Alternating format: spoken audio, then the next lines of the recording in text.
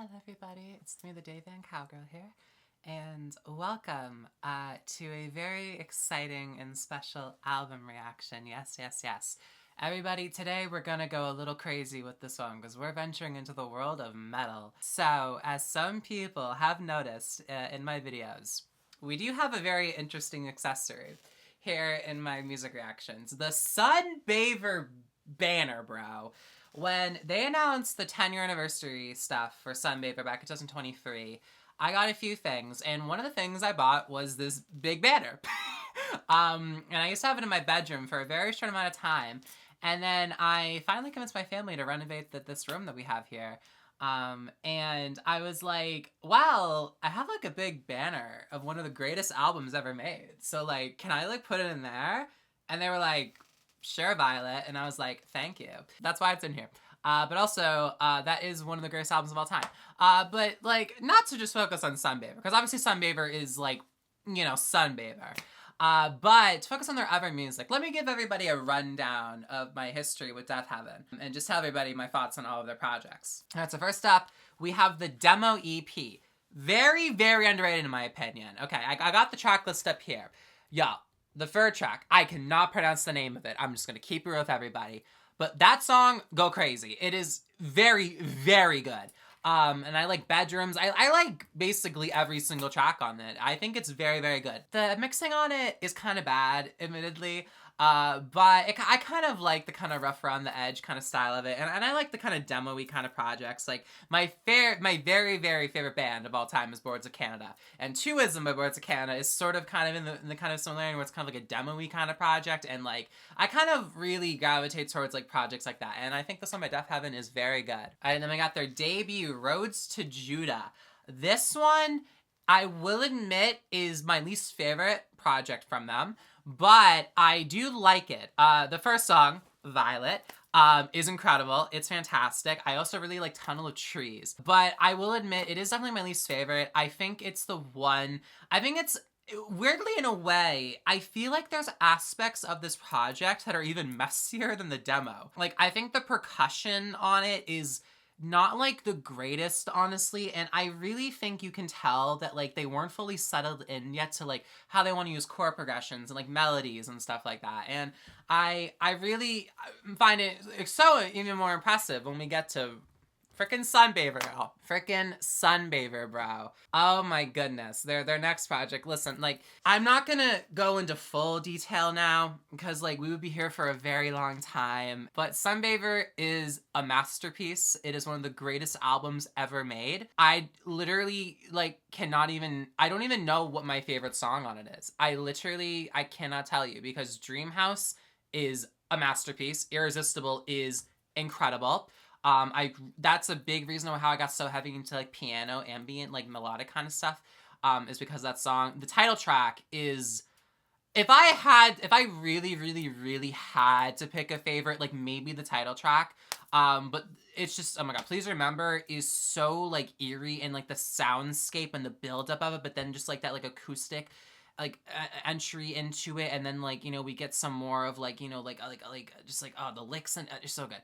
And then we have Vertigo, which is like, it's amazing. You know, it's their longest song, I believe. It's incredible. Windows is fantastic also. That conversation piece is awesome. And the Pecan Tree is like, you know, it's I don't even know what to say about that one. One of the most emotional songs ever made. Then we have New Bermuda. Which is a really, really good album. This one, actually, I'll be honest with everybody, this was one that kind of had to grow on me a little bit, because Brought to the Water, if I was cool, but the rest of it, I wasn't, like, totally in love with when I first heard it. Now, though, I actually think it has some of the very best material they've ever done. Like, I really genuinely feel like, just, like, you know, before we hear this Lonely People of Power album, but I think the guitars on New Bermuda are the best guitars they've ever had. Like, in terms of, like, the tones of them, and the aesthetics that they have in it, and the way that they all just, like, mesh together, and the way that they're mixed. Like, some of the guitar use on it, especially on songs like Luna and Baby Blue, are crazy good to me. And the lyrics also are fantastic. I mean, George's lyrics are always fantastic, but there's some really good highlights on that.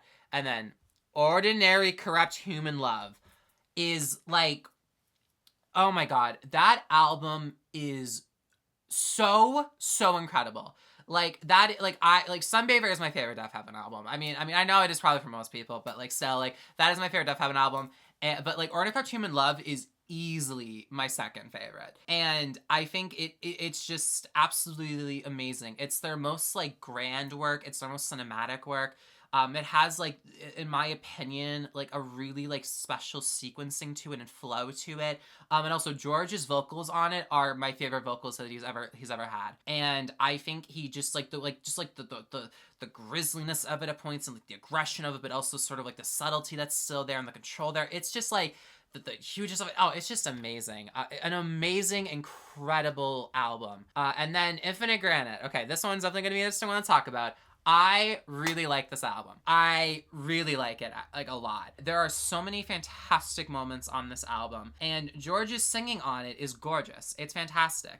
And then the last song, when we kind of get more of like the traditional, like Deafheaven kind of, style, where we really go back into like, like the black metal type influence, and not fully just like shoegaze inspired stuff. It's absolutely brilliant and riveting. And there's just so many like pretty like melodics on it, and just so many just like incredible use of like harmonies. And I think, and the cover art is also maybe my favorite Deafheaven cover art, honestly. Like I really like that cover art a lot. And so yeah, so it's just a really great album in my opinion. So yeah, that's the rundown, everybody, of Deafheaven. Oh my goodness. But now everybody, here we go. Lonely People with Power. So I knew when this album was gonna come out that I was definitely gonna do a reaction to it, especially after I had quite a few people in my FL Kane reactions be like, your Sunbather banner's crazy. And I was like, it is crazy. And so I wanted to kind of like, do something like Deafheaven, video on here, something like that. And we have an album to react to, so it's perfect for me. But what I will say about this is that I have not heard either of the singles. I believe the singles, I know it was Magnolia, and then I think it was Heathen, but I have not heard a second of any of this album. And it was a little tough, I cannot lie. I've been kind of doing a thing recently where like I'm not listening to singles really anymore. Like the new like Sleep Token album, I'm not listening to any of like the singles for that. For the Lady Gaga album that came out a few weeks ago, I didn't do any of the singles for that. And so like I'm kind of trying out this thing where like I'm not doing like singles before an album. But this one was particularly difficult. Let me tell y'all. But I finally get to hear it. All I know about this project is that I know that George said, I was reading a bit of what he said to Apple Music, because I use Apple Music, and I was just reading the description they had for it a little bit. There's like individual like song like descriptions, so I didn't go that far. But I read like the basic like beginning of it, and he was talking about how this is sort of like kind of like the the most like actually, let me go back and read what he said. He says, to me, this is the ultimate Deafheaven album. I think it harnesses all of the disparate ideas that we had over our entire career in the best way that they've ever been done. While it does include sonic touchstones from our earlier albums, it also includes some of our more recent material, just done in a way that I think is smarter. If we were to stop at this point, I think this is a record that would best explain what it is we do. And that is a super, super interesting quote going into this project. And I am really, really interested in what exactly this is going to sound like, and the flow of everything, and just what we're going for aesthetically, on this one. Because I really feel like, especially on Ordinary Corrupt Human Love, like they really were starting to push themselves into even more different directions in terms of how they use melodies and how they use like song structure, and using like additional like vocalists and stuff like that. And so I am just really, really interested in, hearing, George, and company, basically like this is like the ultimate statement from us in a lot of ways. Only other thing I know about this is my dear friend, FilmFina599, shout out to my big dog, my homie. Deafheaven is their favorite band of all time. Some very different album of all time. They're the one that got me into Deafheaven. I'll never, ever forget listening to Dreamhouse for the very first time with them and bawling my eyes out and being like, holy shit, bro. And they were like, I know. And and so I gotta shout out to them, of course. But they did tell me that the song Winona is the highlight for them on this album. I don't know why it is. They just said that that's the highlight. And so I'm like, alrighty, cool. Okay, so for album reactions, it kind of depends on the project, like when I'll pause and stuff like that. The only album I've ever done where I just let it put the whole way through was Ethel Cain's Perverts. This one, because I am assuming there is going to be a lot to get into lyrically. You know, I'm assuming that I'm probably gonna pause in between tracks, but if I hear like transitions that are pretty clearly, you know, gonna happen, I will, you know, acknowledge them, and you know, I'll keep it playing and stuff like that. So it'll kind of just be like on a track by track basis, in case and stuff like that. So I will say the first track, Incidental I, and going into Doberman, that we'll play those back to back. But we'll probably stop there, I imagine. And so, yeah. Also, I will be reading the lyrics along the way. You know, as I listen to this, you know, I will be, you know, talking about my thoughts on lyrics and, you know, how they connect emotionally, what I think they mean, and, you know, resonate and stuff like that. So let's just get right into this, everybody. And yeah, no, this is really exciting. This is my first, like, real rollout with them also. Because it's the first album they released since I became, like, a fan of them. And so this is a really exciting moment for me. And so, yeah. So, without further ado, everybody, Lonely People with Power by Deafheaven in 3, 2, 1, play. Okay, here we go. Here we go, everybody. Right, track 1, Incidental I. I'm also playing this in high-res lossless on Apple Music, so shout out to Apple Music. Oh, I like the... Oh, I like the... Oh, like vocal drop there? Okay. Or like, it sounds like a... What is... That sounds really cool.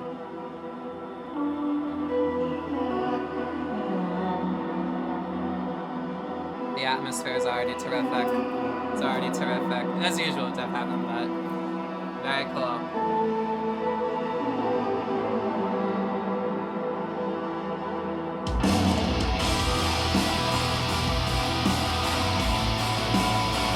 Alrighty, here we go.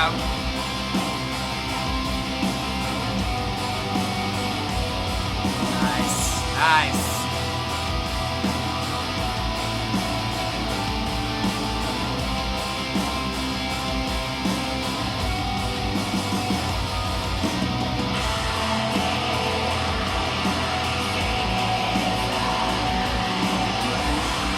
Oh my god. Wow. Oh, yes, yes.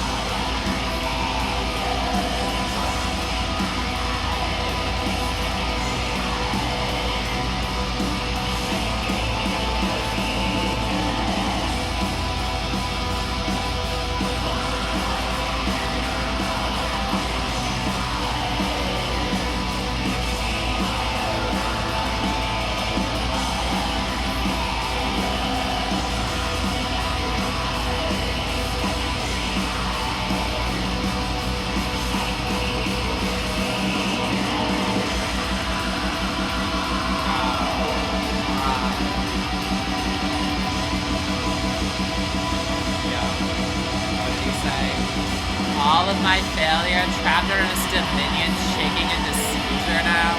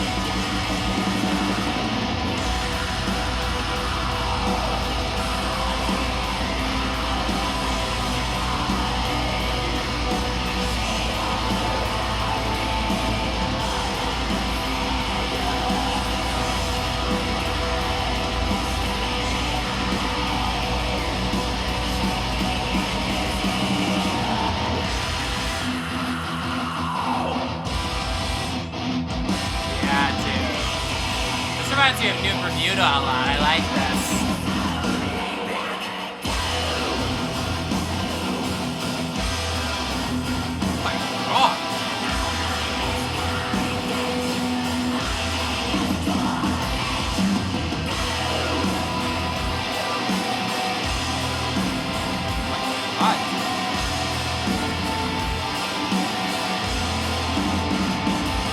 So explosive and just plummeting you with sound immediately. Like, amazing.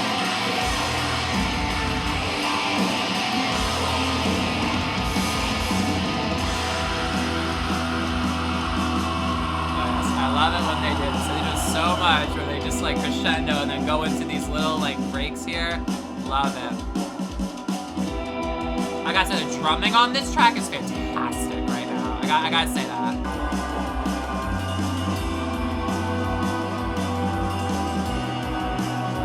Chimes in the back or something like sparkly kind of sounding. I like it. Yeah, do it to me.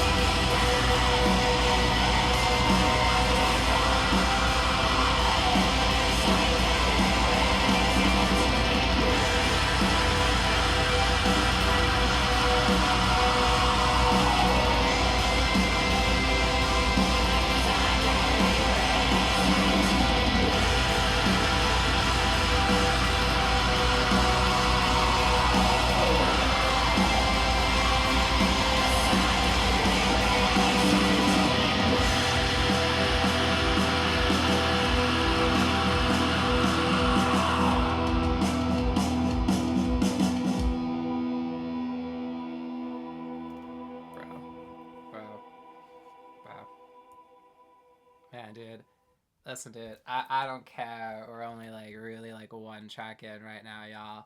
This is one of the greatest bands of all time. I'm just gonna say it. I'm just gonna say it immediately. I just like, I can't express enough. Just like not many artists ever in any kind of medium for me are able to use the power of like overstimulation and just like a grandness to them and just like expressing emotions and just the most just like blunt and like heavy way possible and but we at the same time just like finding a piece of your soul like emotionally and striking it in such a way that just like as you as a listener brings you to such a vulnerable place and it's the way it uplifts the art and your connection to it. Like, this is such a special band, and already right off the bat, we're seeing why. First off, Incidental I is awesome. I love the tone setter of it. I love the atmosphere of it. I love whatever that like chopped up kind of sound was in a way. I don't know what exactly that was, but that sounded amazing. It was just awesome. But now, Doberman. Oh my gosh. Like this, like obviously, of course, like we've had a few projects from them.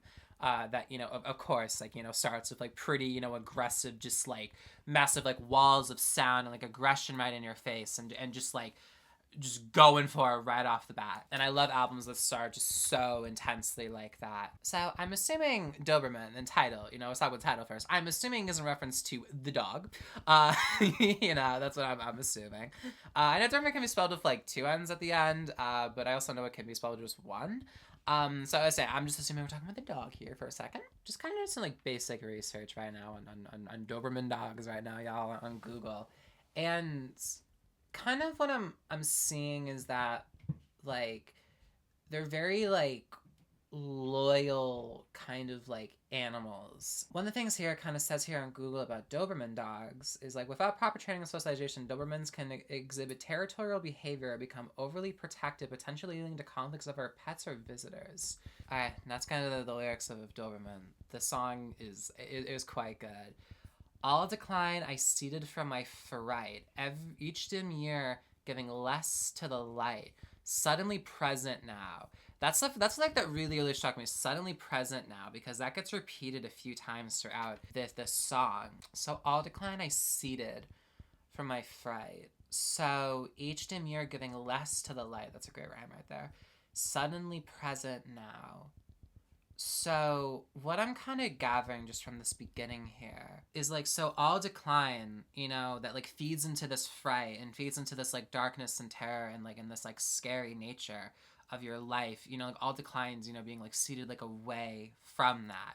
And so each dim year giving less to the light. And so each dim year, like it's getting more dark and dark each year, and you're becoming more accustomed to this, and like the hope is going away and it's withering away and it's dying inside of you, giving less to the light, and like the light of trying to like find like this like new like awakening or new beginning or just like peace and calm in your life. Like each year is making that more and more impossible and giving less and less to finding that place. Suddenly present now, and that's such a brilliant lyric, because that kind of sums it all up. Suddenly present now. Like you try so hard to get to like a future, and you basically try to live in the future as much as you can because of how terrible the present is right now, but you're not really living in the present because you're trying so hard to get to this place of light.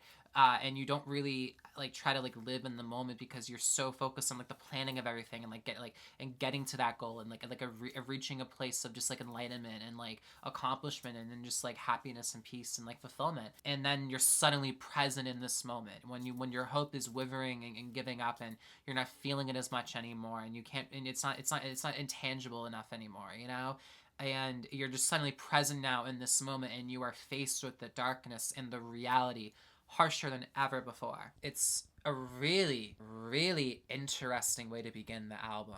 I mean, Deafheaven for me have always explored depression, and anguish and isolation in a way that is very profound to me, and there's a lot of things I find very like relatable about it.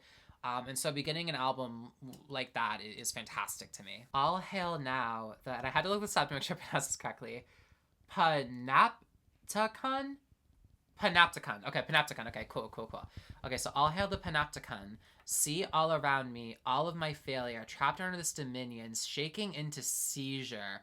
All hail now the I already forgot how to pronounce it.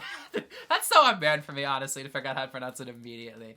See all around me, all of my failure, trapped under this dominion, shaking into seizure now. So Panopticon is like a prison I'm looking up. Okay. Interesting. So the designer believed this design would create a constant sense of surveillance, leading inmates to self-regulate their behavior, so that they were always being watched even if they weren't.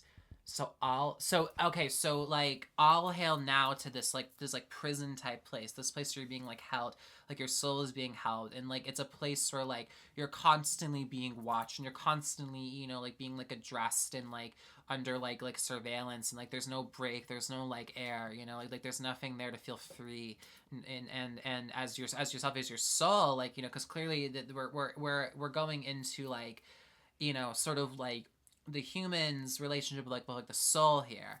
And so all hail now, and I'm so sorry, how do I keep forgetting how to pronounce this is embarrassing. Panopticon. Oh my goodness, Violet. We're seeing in here how like you're putting yourself into like a place like that, and as yourself as a person, you're always constantly battling yourself, and you're critiquing yourself, and you are analyzing every single move that you make as a human. And so all hail now to that place, and we're recognizing the current moment you more than ever. And you have no choice at this point because you're stuck in this environment where you're always going to be seen and always going to be under surveillance, and the real you and the vulnerabilities and you are always going to be there. So see all around me, all of my failure. So again, like you're in this place where you're trapped and you have no choice but to address all of the failure. You look all around you and it's all there, trapped under this dominion. And so dominion sort of like this like it's like conquering and sort of like of something, or just this like power that something has, or just like the state of like something or an environment. And so you're trapped under this, and you're shaking into seizure. And I don't know fully everything about seizures, but I've had a seizure before, and like from my understanding, but what happened to me is like the muscles in my body and just like my nerves and stuff like that like lost all control, and so you're shaking into seizure, and so like you're losing control of yourself and your emotions, even more so when you're shaking into that and like you have no control over it. And so we're seeing again right off the bat just like the harrowing power that Deafheaven has, and like the disturbing nature that they have at points, and George Clark's just like incredible lyricism and imagery, and just like the poeticness of some of like the rhyme schemes, and the way that the like songs flow, and also his vocals are already absolutely fantastic. And I really am is happy to hear kind of like that classic Deafheaven like mixing, where we're really bringing in like the shoegaze influence, if like how the vocals are mixed and stuff like that. I think it's just fantastic. And so that those lyrics repeat again, and so a perverse stirring, I fell out of rhythm, sadness left me uneven, a masking confusion. So perverse stirring, so something that's kind of like provoked, that's like maybe like a little out of like the ordinary perhaps. Just comes out of nowhere, like a stirring of like the emotions, and like this environment, this place that you currently are in your life, an emotional state there, and it's like a perverse kind of stirring. It's like something that like is like, oh, like, well, like what's going on, right now, there's like in this moment now where you're forced to face the present more than ever. There's like a stirring of emotion that happens because of that you don't quite understand, and kind of comes out of like nowhere for you as like a human. And so I fell out of rhythm, so you fall out of rhythm, the rhythm of your life, the way that you're moving, and just like the way that you've conditioned yourself, and just like the way that like your mind kind of feels, about life and stuff like that. And so sadness left me uneven, a masking confusion. So sadness left me uneven, like the unevenness of like one's self and one's soul, and one's lifestyle, and like habits and activities and perspectives and stuff like that. And then a masking confusion, of course, like when I think of masking, I think of like masking emotions and stuff like that, but a masking confusion. So trying to find the answers to get to this place that you so desperately still want to get to, of like happiness and peace, like there is a masking going on of that, of like confusion, and not understanding where you're going. It's like a perverse stirring going all the way down to a masking confusion. Like there's a stirring that's happening that's kind of coming out of nowhere, or is a little out of the ordinary, and so it's creating like a new masking of like emotions, but it's like a confusion now. You don't understand what's happening fully, but at the same time, like you are more trying to your emotions are more like revealed and vulnerable than ever before. So you're being put into like a hell type setting, and like there's no break. And that is like seriously, y'all, just like the songwriting that Deafheaven does is absolutely remarkable. It's incredible. It's incredible. Across the vast wilds of time, I laid the grain down the coastline. I wanted the Garden of Eden, but fed my misgivings. I wrestled with strength just like you. I ate from the apple of my roost and stared into the mirror of my truth, all the time deaf as my muse. That is really, really good. So across the vast wilds of time, I laid the grain down the coastline. I wanted the Garden of Eden, but fed my misgivings. So, across all this time, and all this like space, and like moments and memories and experiences that you had, I laid the grain down the coastline, like trying to build like a foundation, or little like pieces to kind of like get to like a place where you can like become like whole again and come one again. So I wanted the Garden of Eden. I looked it up again just to kind of make sure, and this is like as basic understanding of Garden of Eden as you're gonna get. But of course, Garden of Eden was sort of like where God placed like Adam and Eve, the first like humans, into the world, and this sort of like place like quite literally of beginning and of birth and stuff like that. And that's what you want that, like you're laying the foundation down to get to that place, and you want that, but you fed the misgivings. I wrestled with strength just like you. And I ate from the apple of my roost and stared to the mirror of my truth, all the time deaf as my muse. So feeding the misgivings, feeding these things that are, like you're trying to find something that's going to give you sort of like, like a strength that you don't like, that like you don't have to wrestle with it anymore, but instead, you're feeding into like the parts of you that aren't going to make you get to the place that you want to so badly. And so I ate from the apple of my roost. I believe that's how I pronounce that. And so like eating something, or just like, just like consuming something in general, like a thought or a feeling or just something in general, that like is, sort of like kind of like, I believe I just kind of looked up again to make sure I understand the word right, but it's kind of like a trick in a way, or something like that. And so you're eating, from that. and stared into the mirror of my truth. So like you're eating for something that's basically manipulating you again into like, the comfort of like finding like like just showing how you gravitate towards things that like aren't good for you in a way, I suppose. And then you're staring into the mirror of my truth again, and all the time death as my muse. And so now we're kind of like reflecting a bit kind of like on the art, kind of in a way, of all the time death as my muse. So like you're staring in the mirror of your truth after kind of feeding into these things that are bringing you to these places that you don't want to be and are making you feel such pain and anguish and just like sorrow. And so all the time death is my muse. Like death is always going to be the thing that like I speak for in a way, and sort of what like is always on my mind and what's guiding me and what's leading me into these places of like expression and stuff like that. That is so I just like I really always find it so like profound when artists kind of reflect on their self, and in a way that is very like, I don't know, like it's introspective and like a very like specific kind. I don't know how to really like describe this, but like all the time death as my muse. I ate for the apple of my roost, starting to remember my truth. All the time death as my muse. Like we're going through a like a cycle here, like a never ending cycle, it seems like. And I just find that exploration and just that honesty and just being like this is my truth, and this is me, and this is my current life, and this is what is making me me. I find that so fascinating, as sad and depressing as it is in a lot of ways. It is such interesting. It's so interesting conceptually, and it speaks to me, and it's something I don't shy away from. I like many kinds of different kinds of pieces of art and stuff like that, but there is something about like the darkness of art, and just the vulnerability of art that really speaks to me the most. And so stuff like this is totally up my alley. So I'm gonna have like this verse repeating again, and then we have naked and eyeless. My iris only has only black views. All my misguidance.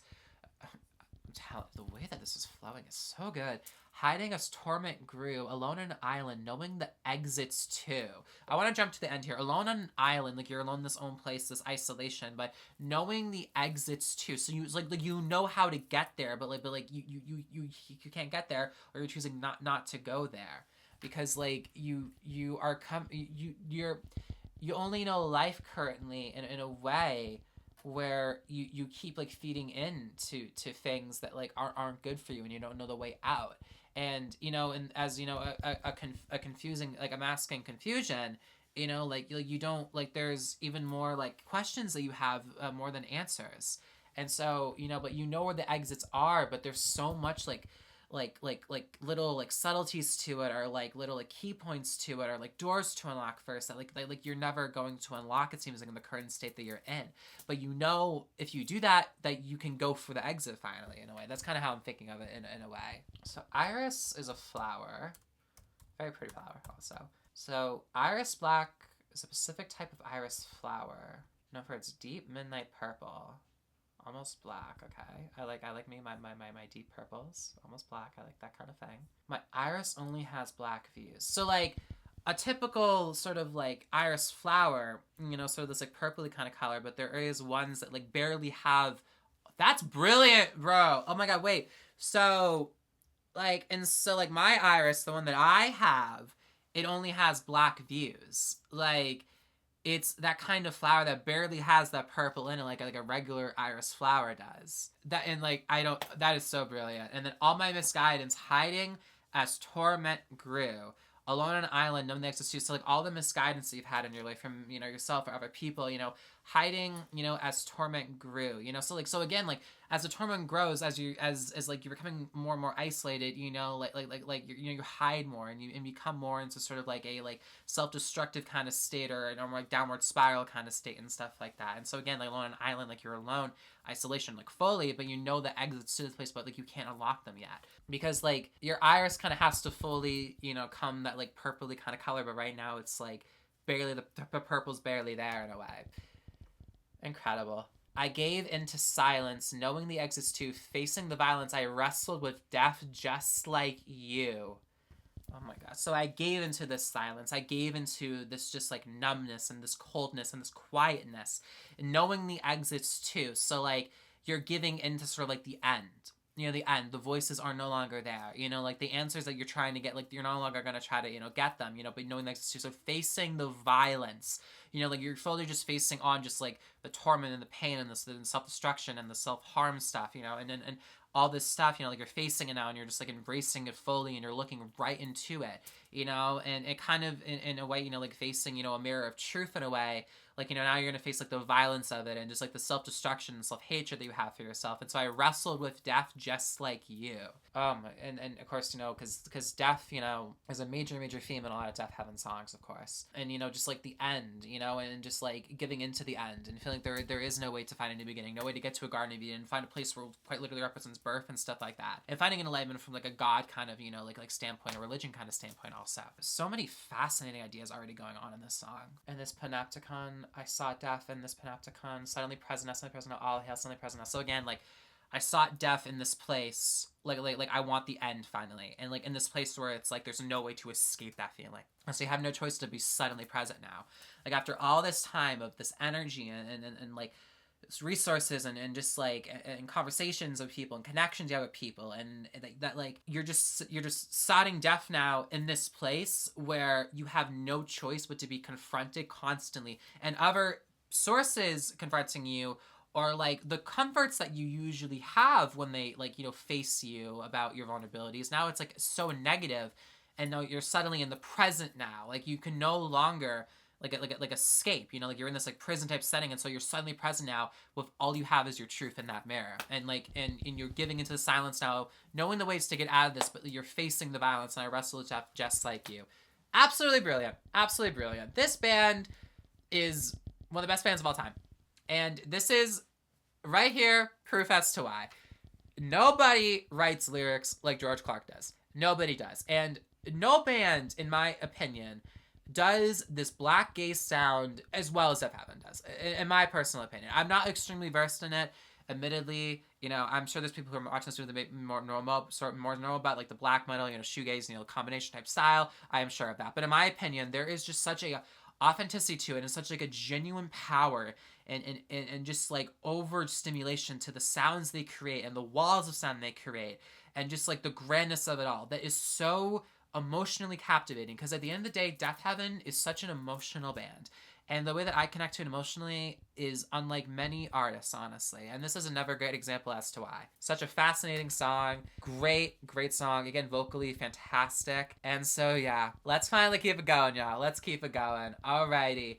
Track 3. This was the first single, I believe, for this album. I haven't heard it. I'm very excited to finally hear it. Magnolia. Here we go. Alrighty.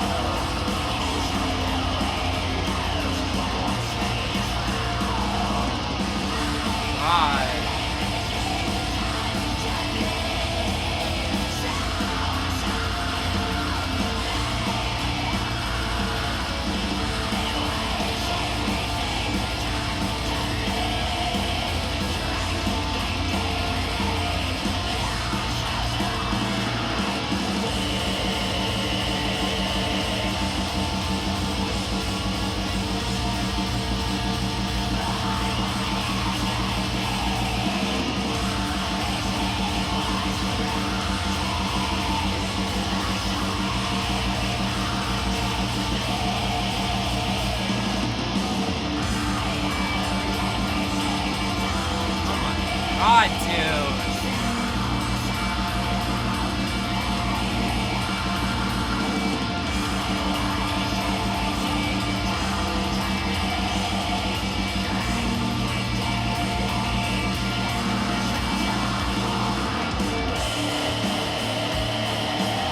Oh my god, yeah!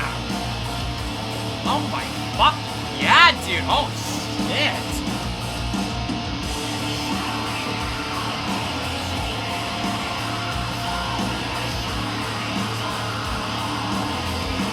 Oh dude, oh we're so back right now. Oh my god. Oh my god, dude. Dude, this is like their heaviest album already. Oh my god.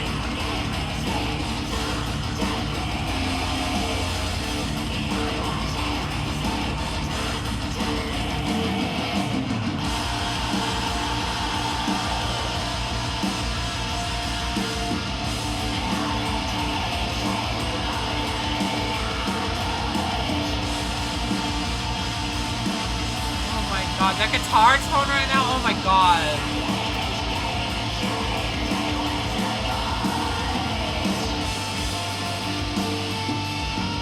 Oh yes, yes, yes, yes.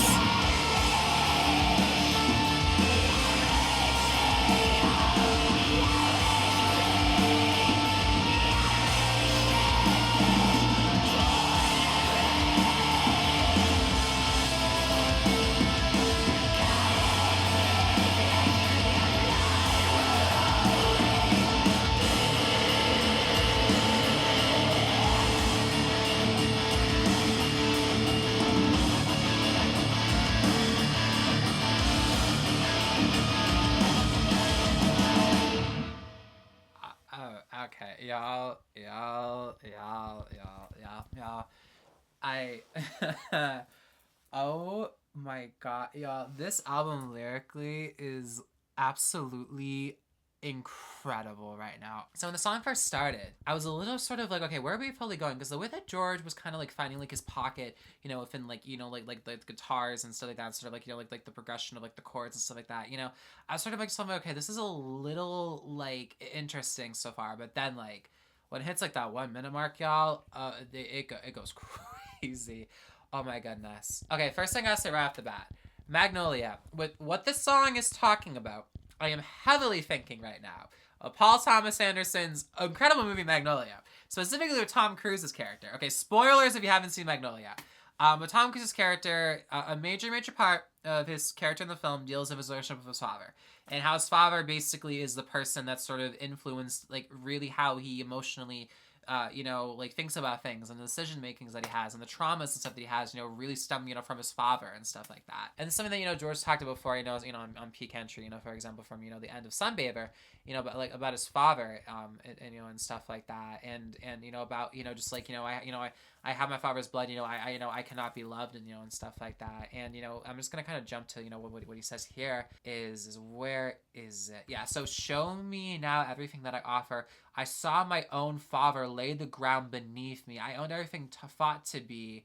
I was everything taught to be. So like he's basically like, as I was saying on the you know on Doberman, you know, like you know, you don't know any other way to live. You know, like the foundation and stuff that you set for yourself, there's no possible way for you in the current state you are to, you know, to escape that, because the life that you grew up from and the generational trauma that you experienced, you know, and just the way that you accustomed to living, and, you know, you learn to live, you know, like there's no way to like escape that in this current state that you're in.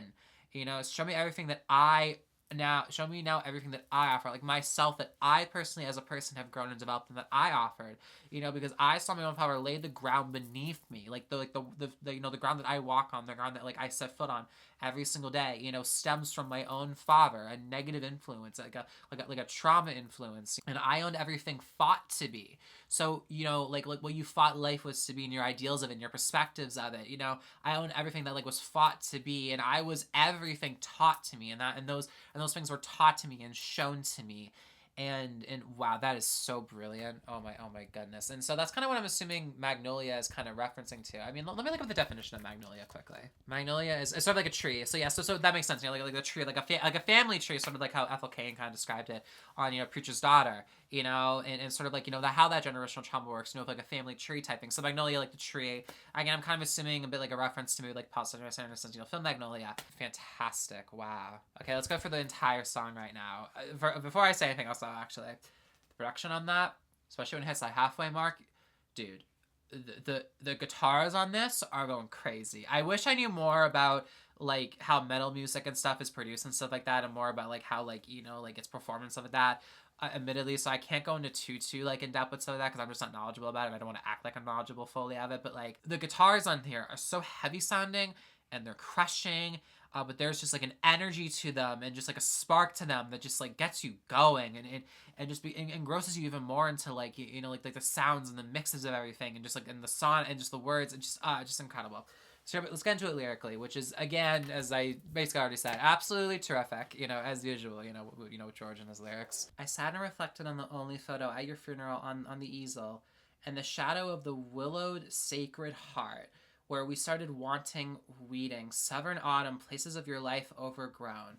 Okay, so I sat and reflected on the only photo at your funeral so like the only photo at this funeral of this specific person, on like the stand for it, and the shadow of the willowed sacred heart. And the shadow of the willow, so like this willow, like this heart, sacred heart is dead, like it's gone, like it like slowly crumbled and like it died.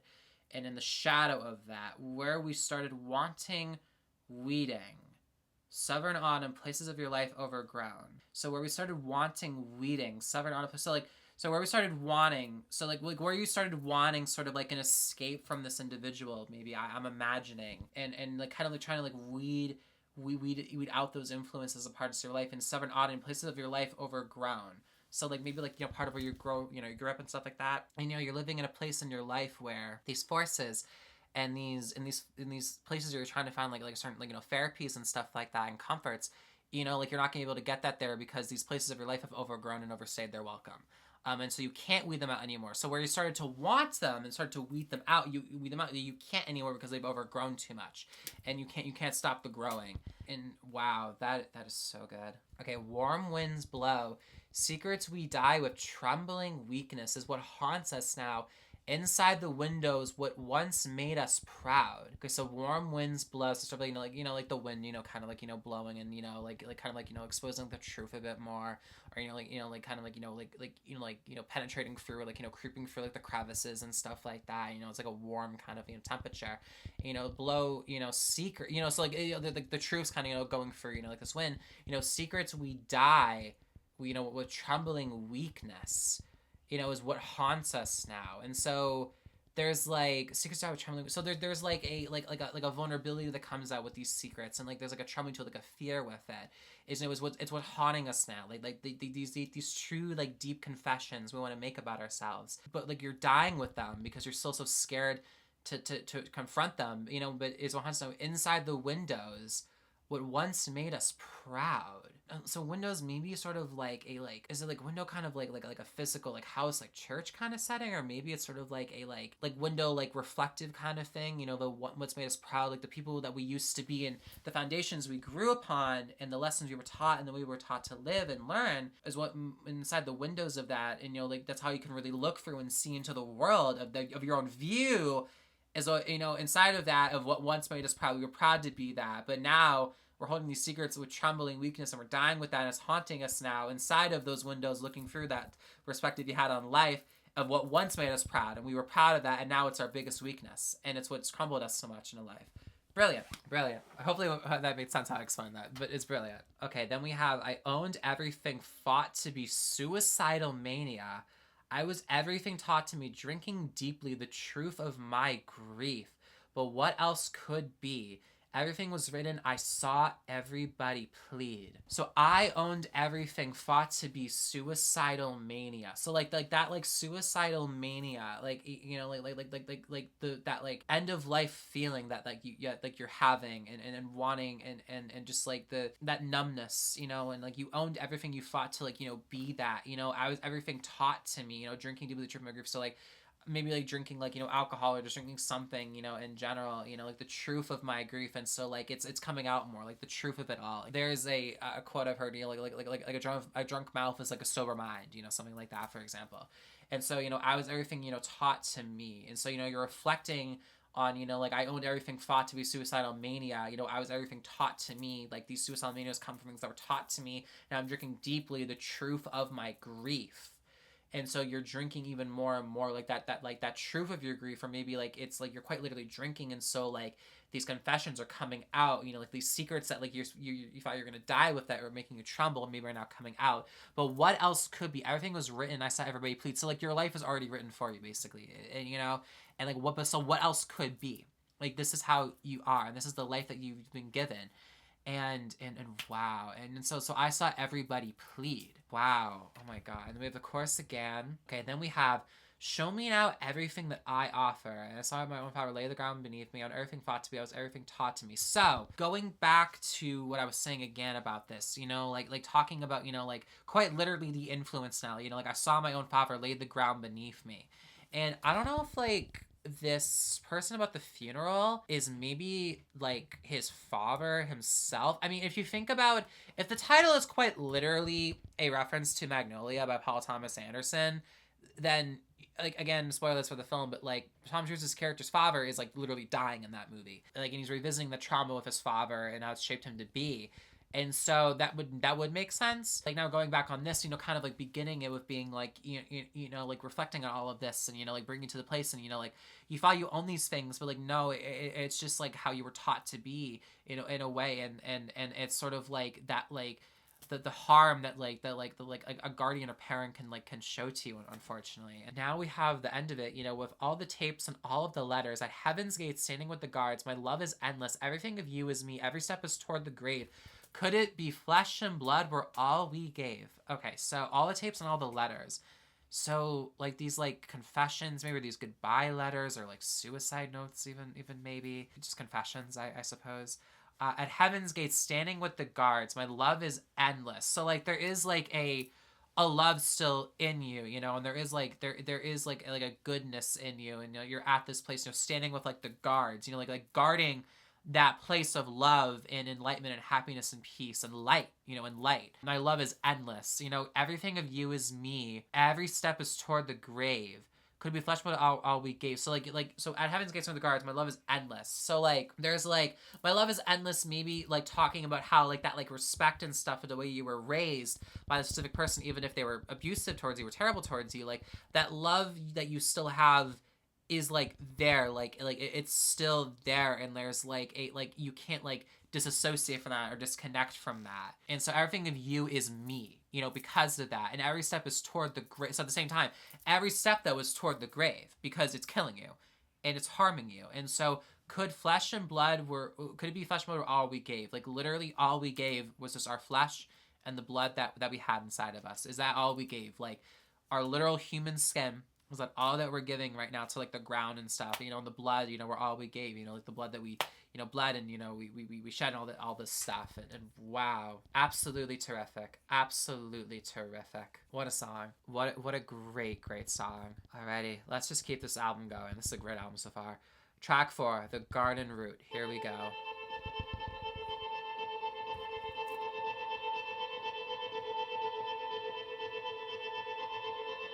I like that arpeggiating right there. I like it.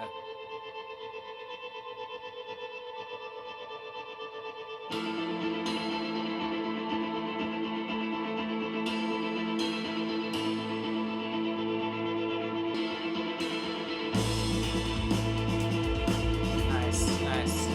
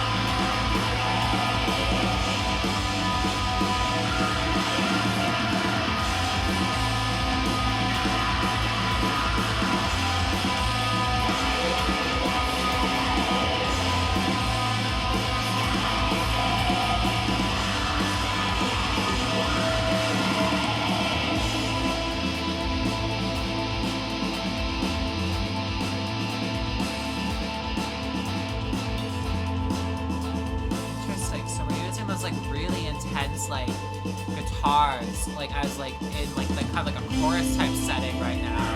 Sort of like we're building up like in a way that interesting. Very cool, very cool.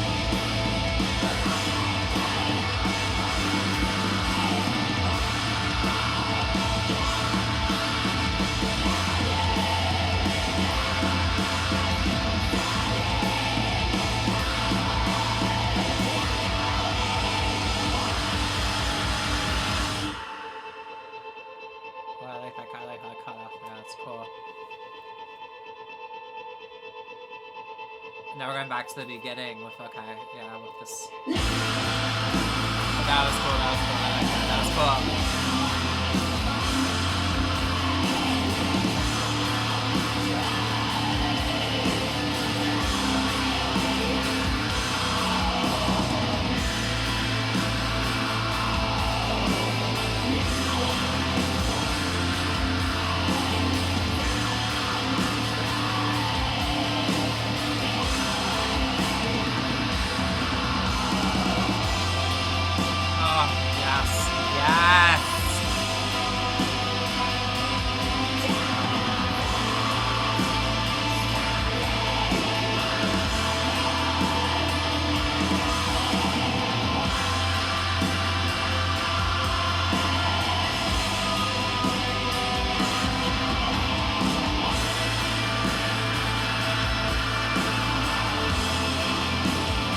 Production is incredible right now. Oh my god, dude.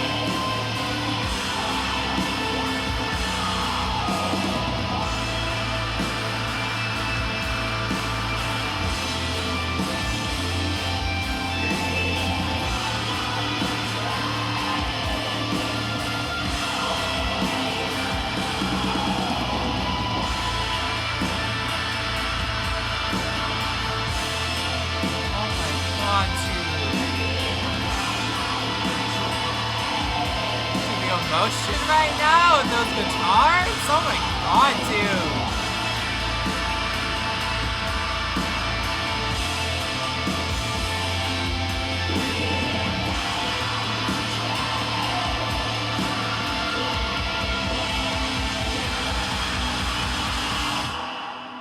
Oh, and the way it just echoes out there at the very end. Oh my god, dude, oh my god, this album is amazing so far. Oh my god. Oh my gosh. You know, to talk about the title of the album, Lonely People of Power, you know, like something I saw George talking about, that Apple Music thing I referenced at the beginning that I didn't talk about, is like, you know, how like there's like something that like there's like a power within every single person, you know, at the end of the day, but there's like lonely people with power. There's like lonely people with power. So like there's like a sort of like influence or like spark or sort of like just like, I don't know how exactly to describe it, just sort of like a energy that like there's something to like that power that like lonely people like have when they have that kind of power to them, in the way that it rubs off on everybody or influences everybody, or like you like they teach somebody to like act a certain way or like behave a certain way or think a certain kind of way. And this album is really exploring that in a very like retrospective, you know kind of way, and like a reflective kind of way.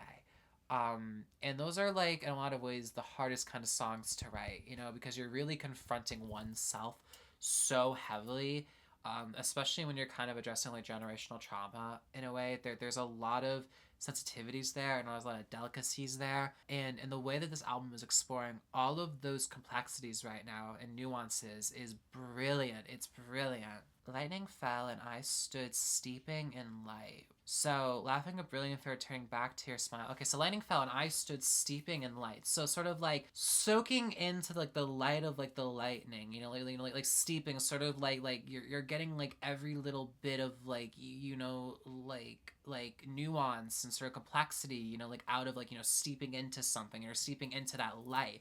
So the light that you're getting now in this situation, trying to find this kind of light, you know, throughout this album, so we're exploring that, but like you're finding a light from like the lightning light, you know, and this like aggressive, violent, like, you know, like striking of like light and stuff like that, and just a laughing of brilliant fear. So like you're seeing this light kind of setting, and you're laughing, you know, being like, oh my god, like with this like brilliant fear, you know, like you fear this light, like because the only light that you're getting right now is like a violent, harrowing kind of light. So lightning fell, and I stood steeping in that light. So like, and you're laughing with the fear of being like, okay, I got the light, but like this light isn't good for me. And so turning back to your smile, so like turning back to somebody that like I'm gonna assume maybe is like a negative kind of force, and so like turn back to the smile, like egging them on or like influencing them or being like, no, like keep going towards that and stuff like that, you know, very like the influence of that, and you know, not being able to escape that, because like the voices that have guided you for your whole life are telling you no, like keep going there, and just internally with yourself, the way that you've processed emotions and think about them, like it's all you really know how to process them. Wow, this is a really interesting album right now. Every door peeled. So every door peeled. So every single door that like you've gone through to unlock everything about yourself, or the complexities about yourself, or like the secrets of yourself, or finding more understanding of things, you know, like every door has been peeled, you know, and it has been opened. I assume maybe it's just been like, you know, actually no, I'm actually wrong on that. Like no, every door peeled. So it's not open. You're peeling the door layer by layer. So you're unlocking little pieces of it to open the door. But every door has been peeled, and like they're not open, they're just peeled. So you can't fully like be like, oh, like that's what this is, and this was happened to me, and this is what made me react this certain way, or this and that, or this is like this trauma that I had, this is where it originates and stuff like that. No, you're just peeling away at the layers, understanding it only a little bit, because you can't fully open up, you can only peel it. So every door peeled, open on an autumn afternoon. We traversed warm boredom, fled disappointment, and loved under the wide rose sky. Okay, so open on an autumn afternoon. Okay, so every door peeled. So maybe there was a door that opened. Okay, so maybe I'm a little bit wrong on that. But so open on an autumn afternoon. That's very specific. Like that's what I'm saying. Like something about Deafheaven, and you know George's lyricism is like they paint. And George, of course, you know, to be specific, like paints like such like a vivid imagery in his lyrics and his songwriting. And it becomes very even more immersive, and it becomes even more just like engrossing. And as like a listener, you can listen to these songs and be like, oh wow, like yeah, this is where we're going with this, or this is that, or you can envision your head and like really connect to even more. And so I love how specific, like on an autumn afternoon, very specific.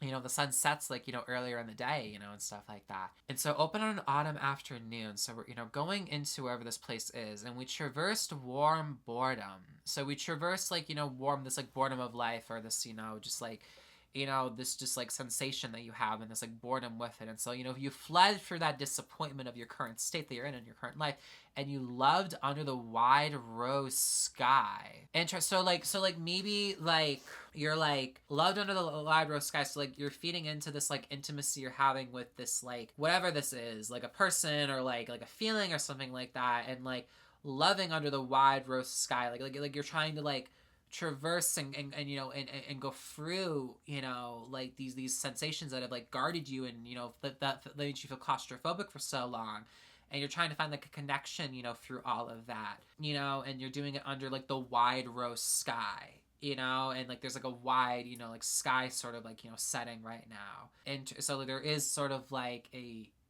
bigger sort of like perspective on life and stuff like that, and that kind of setting. Interesting. Drinking silver from a dim spring of mercury on the outskirts of a desert, the lifeless sliver, still we seek thirsting and wandering. Let me look this up. Drinking silver. Let me do some thought to this one a little bit. Yeah, mercury element. Oh, okay. So drinking, so mercury is like a liquid metal. Okay, so you're drinking that silver from this metal. So like no matter what it is, it's just sort of like a liquid kind of setting. Interesting. And so on the outskirts of a desert, the lifeless sliver, still we seek thirsting and wandering. So like drinking silver from a dim spring of mercury on the outskirts of a desert. So kind of like drinking something that like, so if you think about like metal in a way, if like mercury is the only metal that's like a liquid metal under like any kind of like traditional kind of setting, that's like different than all the other kind of metals, you know? And so like if you're drinking that on the outskirts of a desert, like, you know, like the desert, like there's nothing really out there, you know, it seems like in a lot of cases, you know, and it's like this wide, vast, you know, land where you're just like lost in a lot of ways, you know, deserts a lot of times and that kind of imagery. And like you're on the outskirts of that, you know, and like you're about to enter that potentially. And so you're basically putting yourself into a situation where you're consuming things that like are like basically the antithesis of what you're actually trying to get to, basically. Interesting. And so the lifeless sliver, still we seek thirsting in water. So lifeless sliver. So like there's like, you know, sort of like you're slivering through, but there's like a lifeless energy to it. And but still we seek thirsting and wandering.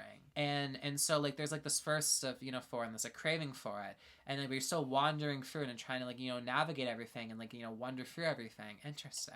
I was a man made of yesterdays. That is a fantastic lyric. That's one of my favorite lyrics on this whole album so far.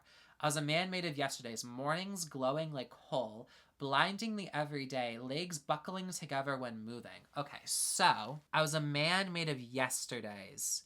So man made of yesterdays. So sort of like to me when I first heard that lyric, you know, I was thinking of sort of like, you know, like there's been many times in my life where I was like, man, like I feel like I wasted yesterday, or like I feel like I took yesterday for granted, or like, oh, like man, like I wish I could go back to that time in my life and like fix mistakes and stuff like that, or like you know, be like, no, like I want to like be this kind of version instead, like I was yesterday, or like and living in like a past, like you're basically living in the past by like living in like like you're living in the future by trying to replicate the past, basically.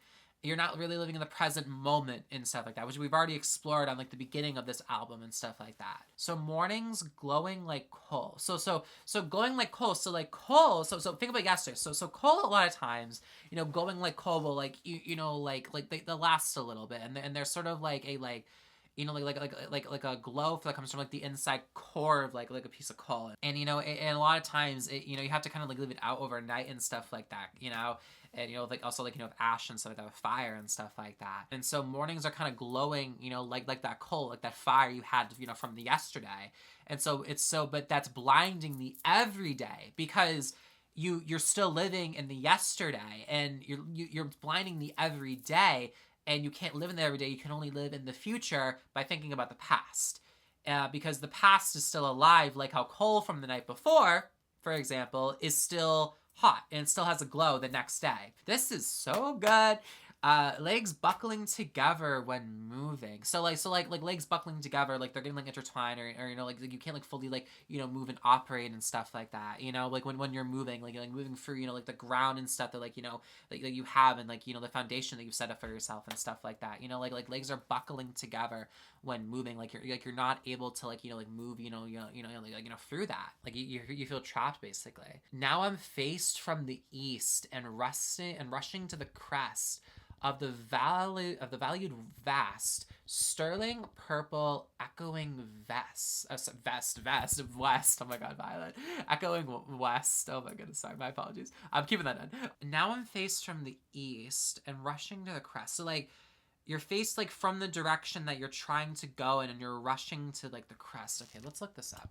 Okay, crest. So sort of like a mountain or hill. So that makes sense. So you're facing the direction of the crest, and like you're trying to reach. You're trying of the valued vast. So like you're trying to this. Oh yes, I got it. So you're trying to rush or get to like a place of like, you know, this like mountain kind of hilltop thing, or like this high point, you know, this point of like, okay, like the point of enlightenment kind of like in a way, but like quite literally like you're trying to like reach to like a place, like a high kind of ground of the valued vast. And so you can kind of see like the wide open, there's so many possibilities, and there's like new futures and possibilities and stuff like that. Sterling purple echoing west. Interesting. Now I run from all my truth away with you. Now I run from my truth away with you. To the vast sterling purple echoing west. From all my truth away with you west. All my truth away with you west. So now I'm faced from the east. So like you're going away from the east to now go to like the west. So I run from all my truth away with you. So like you're going back to these like places, like, okay, so you're feeding in right now to like a negative influence in your life, or like a negative kind of person or something like that. And you're going back, you're basically faced away from the east, running to the crest of the valued fast. Okay, so now I run from all my truth away with you. So like you're like running away from that truth, and from my truth away with you, going like west, and it's echoing west, and there's like an echo, and it's like after like you say something or you feel something, it's still there, and like you hear it still, but it's like it has sort of like an energy to it that like isn't like totally present in a way, and so echoing west. Okay, that makes sense. So from all my truth away with you west, all my truth away with you west. So from all my truth away with you, and we're going west now because you're faced from the east. Okay, that is so interesting. Wow, that is really, really great. And I love the way the guitar sound on that, and the vocals are of course fantastic, and I love the like the build-ups of things and the way that things just kind of, you know, hidden and stuff like that. Just fantastic. Alrighty, let's do this next track. I know this was the other single, I believe. This track is called Heathen. Here we go. Okay. Well, this is different. Okay.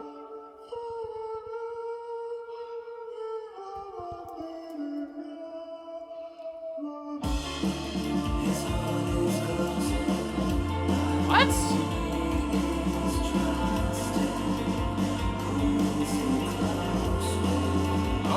Okay. Fuck it up. Okay, let's go.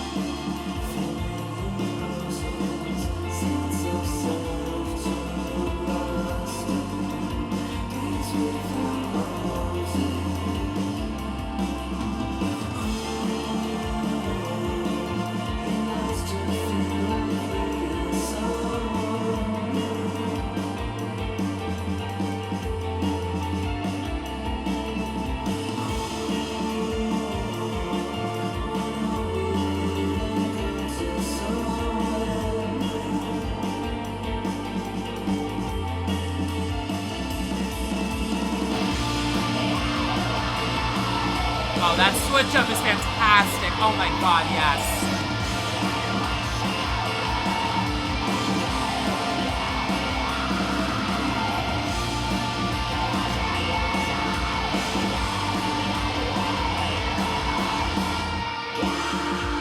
Oh, nice. So it cuts up briefly and then it goes to the again. Oh, it hits so hard. Love it. This one live is going to be really impressive. Having to switch for those like vocal kind of stuff, that's going to be very impressive. Nice.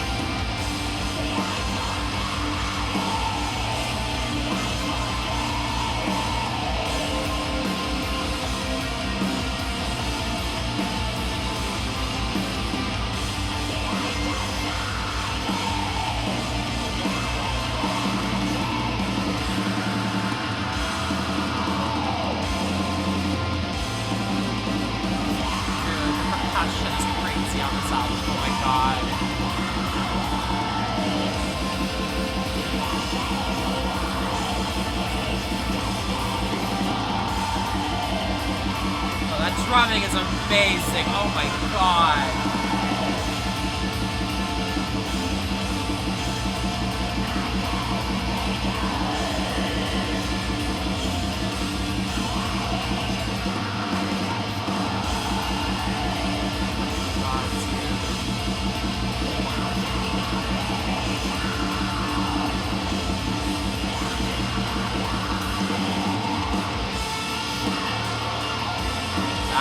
Nice.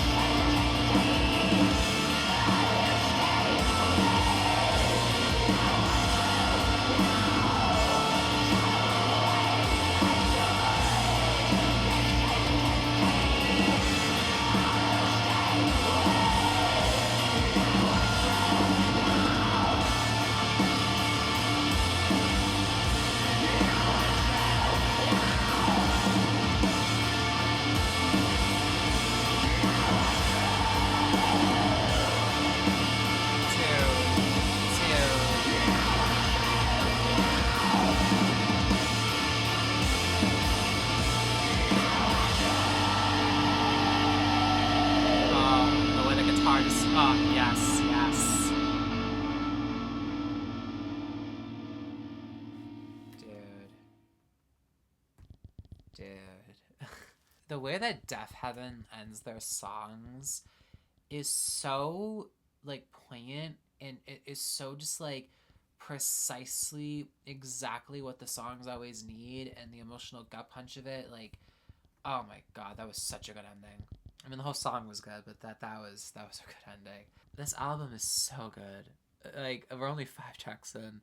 We still have, what, like, oh my god, like, what, 7 more to go, I think? Okay, let's get into this one. Also, I gotta say, like, obviously, like, the more, like, clean singing at the start, but then when we get back into those traditional Deafheaven style vocals, man. So good. So good. And the production on this one is insane. With the drumming is unreal. The guitar tones are crazy. Just the way it's mixed is really impressive, you know, because this music is not easy to mix. Really, it's not at all. And it just sounds fantastic. Alrighty, here we go. His heart is closing. Right when he is trusted, who is he close with? Feeling he owes his sense of self to lusting days without roses. Okay, interesting. So his heart is closing right when he is trusted. So like right when he is trusted by something, or just you're just trusted by something, his heart's closing. So like there's like a trust that he has in either like this like direction he's going in, or this like place that he's currently at in his life, or this like person maybe perhaps. And so right when he's trusted, you know, in the place that he's in his life right now, his heart starts to close in and stuff like that, and kind of go into this repression type setting and stuff like that. And so who is he close with? So who is it that he's truly close with and opens up to, and like express these vulnerabilities and sensitivities and delicacies and these secrets and stuff like that. And so he owes his sense of self to lusting. So this can mean a lot of things, like, you know, lusting, like, you know, like an intimate sexual kind of nature. And that's something that Deafheaven has explored before. And that's some of my favorite parts about their lyrics are when they do explore, like, sexual topics and stuff like that, because I think it's really, really fascinating. There's aspects of it that I also find very, like, relatable and, like, and you know, like, striking for me in that kind of way. But, like, I also feel like, you know, it's maybe that, but also feeling as he owes his sense of self to lusting, like, lusting for, like, a new life and, like, a new kind of beginning and a new nature and stuff like that. And, like, he's owing his sense of self to that like discovery and, you know, and stuff like that, you know, and like experiences stuff like that, like, you know, these just like adrenaline rushes, or just these like moments of just like euphoric feeling and stuff like that, or like of oxytocin or stuff like that. And so days without roses. Okay, that also is a very, very interesting line right there. Oh, he lies to feel like he is someone new. Oh, why don't we leave and go to somewhere new? So he's still like masking all of this like pain and suffering, or like the real truth of everything. If you know, like these like emotions, or just like lies or ideals, or stuff like that, or quite literally maybe like substances, like we've kind of hinted at moments on this album so far. And so why don't we leave and go to somewhere new? So he's lying to himself that he is someone new in the current place that he's in. So why don't we go somewhere literally new? And we can find a new beginning and stuff like that. So instead of staying in the same space that you do feel stuck in many ways you are, you know, stuck in, you know, like, why don't we just leave and go to somewhere new? Like a new kind of ground that, you know, we can set up ourselves, new foundation or stuff like that. Instead of lying to yourself, that you can comfort yourself and, you know, like conform yourself in a way, and you know, like grow in a way, or just like find like an enlightenment in the current moment that you're currently in, or this current place that you're currently in. I wonder what is numbness and what's a coma. Into the lights, closing his eyes in the lane again. So I wonder what is so I wonder what is numbness. Like what is the definition of numbness? Like what is actually numbness? Like feeling numb to the pain, or like the hurt you've been through, the abuse you've been through, or just like the feeling of general like numbness. Like what is that? Like that's like the answer that, like, you know, question that like we're trying to find out on this entire project so far. And what's a coma? So like this just like state of like being like alive, but like you're not like present and conscious and stuff like that, and you're in this like deep state of like unawakening and stuff like that. And it's like, what's a coma? And so what is numbness and what's a coma? Like what's the difference? Like what's the difference between numbness and like a coma, in the sense of like like reawakening or like a rebirth or like finding a new kind of place or like place of like spirit and soul to go to, like what is the difference in between all of that? Because like with numbness, like you're awake and present, but like there's like a numbness to it all. But with a coma, like you're shut off from the world, but like you're still like alive, and like you're in this like state of just sort of like just like paralyzing sort of just like, I don't know if enough a coma to really totally say, but you're just like stuck in this just state of just like existing, but like you're not like present in the moment in the world right now. Interesting. So into the lights, closing his eyes in the lane again. So like closing his eyes in the lane again, like I'm assuming like driving or something like that. So like so into the lights, like closing his eyes in the lane again. So like as he keeps like driving, I kind of reference like The Weeknd a little bit right now because that's my favorite artist of all time. You know, we talk about like Deafheaven, for example, like, you know, when like there's like a whole like driving kind of analogy that Abel kind of used for that album. And like you're just kind of like driving into like a light kind of setting, but like, you know, to kind of like find yourself out of this purgatory kind of setting and go into this, you know, like heaven, your paradise kind of state and stuff like that. And that makes, wait a minute. The color purple, I know it's kind of like the main color for this album, I believe. And we've talked about how the iris flower, you know, like the kind of one that he has right now is like a barely purple one. And when you're trying to get to like a place of paradise, like if you look at like the Divine, you know, like comedy, for example, that paradise is purple. And so if you think about kind of being in like a purgatory kind of setting where like you're trying to find, you get yourself out of like you're out of hell, but like you're in a place where it's like you're not like you're like healing in a way, or you just feel stuck with like the reflections that you've had in a lot of ways. And like when you get to the paradise, it's like a purpley kind of setting. And so the album might be purple themed because we're trying to get to that purple paradise.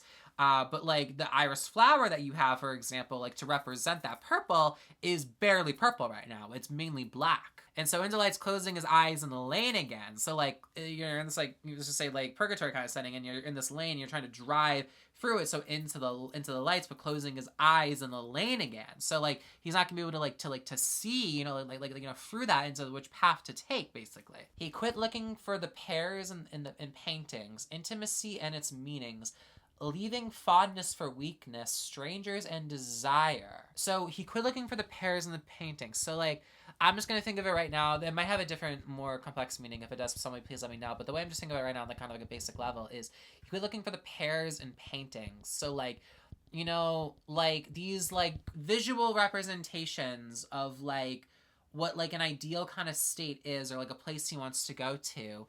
Like he quit looking for the pairs like in the paintings, you know, like the specific things that he's trying to like desire himself, or like he wants to like see in his own life, and like, you know, he sees in like these arts and stuff like that. And he quit looking for them. He's not looking for them anymore. And intimacy and its meanings, and so like there's this craving for intimacy, like emotional intimacy or like physical intimacy, you know, but like intimacy and its meanings, like the meaning of it all is like, I'm assuming, kind of like fading away. And so leaving fondness for weakness.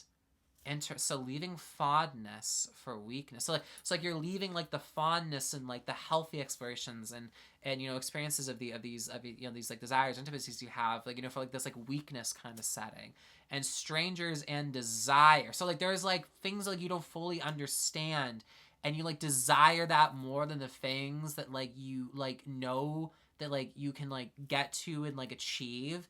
And instead you're looking for like things that are going to make you more weak in a way, if that's an okay interpretation. So again, we have, I wonder what is numbness. I want to come into lights, closing his eyes in the lane, driving head into mystery. So yeah, so driving head into mystery. Okay, so to go back a little bit, so his heart's closing, arms trusted. Who is he close with? So like, who is he close with? Like you know, who in his heart, you know, was beginning to open up, but like now it's not. Like when he's trust, like who is it, you know, really close with? And so now like we're kind of talking about how like we're driving head into like the mystery of it all, and like so who is the spirit or person or entity or just like setting where he can open up fully, and like who is he really close with and can be intimate with in that kind of way, like in an emotional kind of sense, and you know to like, you know, enlighten him in that kind of way. But like you're driving into the mystery of it all because like you don't really truly know, like you think you found something that can like bring you to that place, but then right when you think you've got it, your heart starts to close again. So who is it that you're really close to? Like, who are you fully answering to in those moments? And so when you're in the lanes trying to get to that new place, you know, when you're in the purgatory purgatory kind of setting, you're trying to get to like purple paradise kind of place, you don't really know what you're doing because you're driving head into the mystery of it all because you don't know who you're fully answering to at the end of the day. Because, like, you know, you have these traumas and stuff you have of what formed you to get to the place that you are currently in your life. But, like, the real answer of who are you truly speaking to inside of you or as a spirit or something in your life, like, who are you really truly close to? You don't know. And so you're driving head into the mystery of it all as you're trying to escape it. The problem is that you want it so badly to end, but you don't know because it's a mystery. Like, you don't know how to get out of it because there's a lot of things about that you don't understand. And if you're just peeling away at the doors and not fully opening them up, you're not going to be able to figure it out. So you're going to be stuck in that purgatory. Very interesting. No feeling but the weight. So yeah, so like so at this point there's like no more of like that feeling. It's just like the weight of it instead. So I'm forgetting he's forfeiting. I'm deciding that he's quitting now. Okay, so interesting. So, like, no feeling, and so no more feeling, there's that numbness now that's coming into play, but, like, and now it's just sort of, like, the weight of it all, and so you're forgetting, like, what kind of got you to this place, or the things that brought you comfort, or like, kind of, like, set you up, or, like, to build foundations to, like, a new walk and ground to, like, you know, lay a foot on, and so, you know, he's forfeiting, like, this battle that he's going on, and he doesn't want to go on it anymore.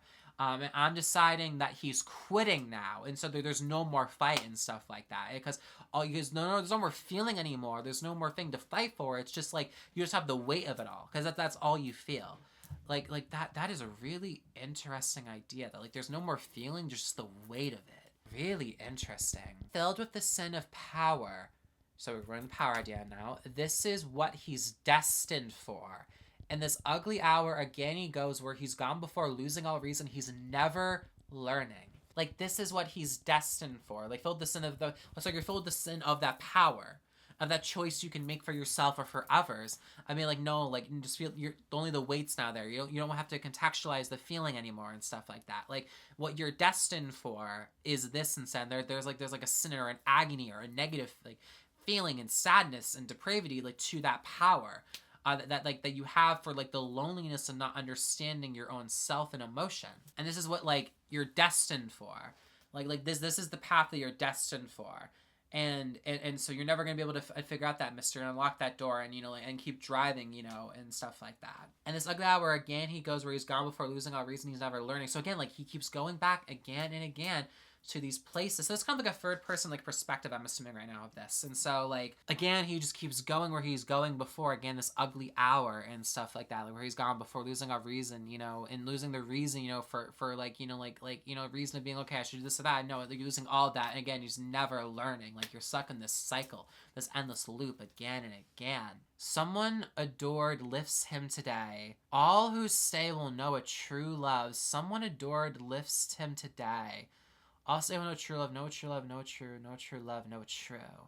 So someone adored him, lifts him today. So like someone that like this person adores, has a respect for, or like a love or admiration for, like lifts him today. Lifts him, I'm assuming up, I guess, because all who stay will know a true love. Wait, no.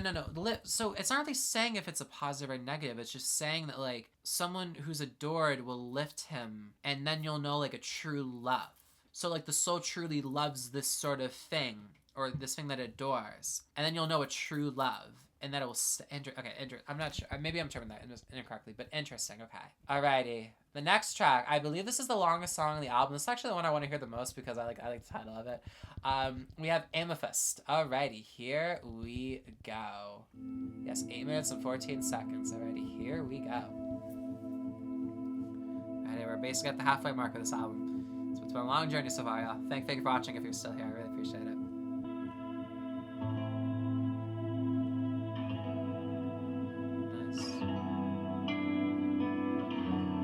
Nice.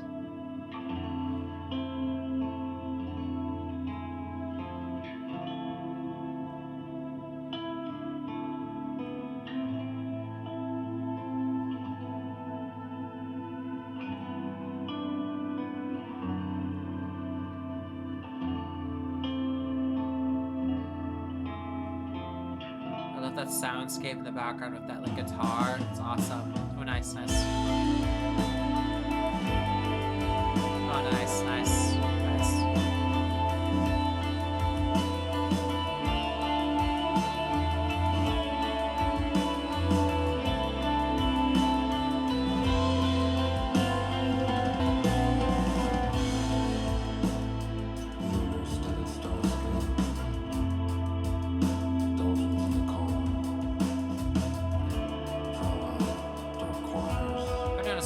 kind of thing. Very cool, very cool.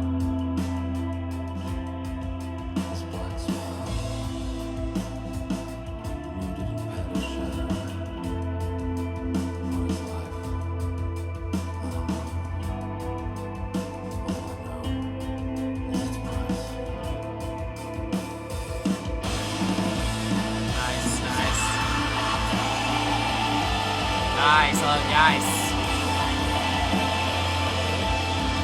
Nice.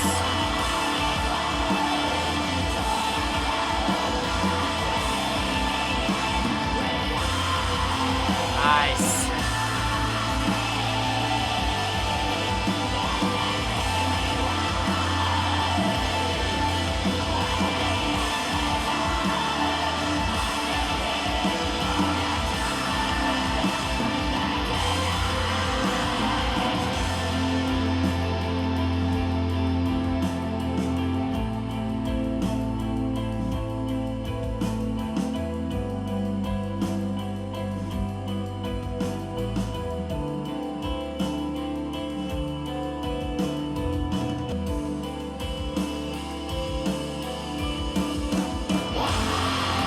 Nice.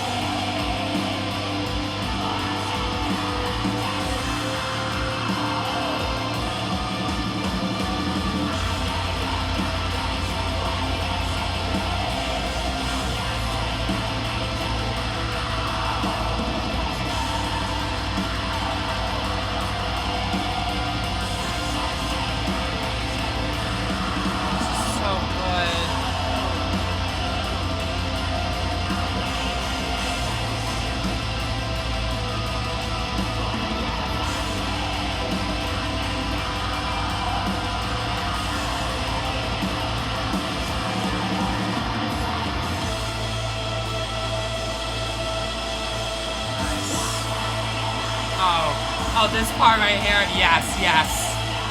Oh, dude, oh.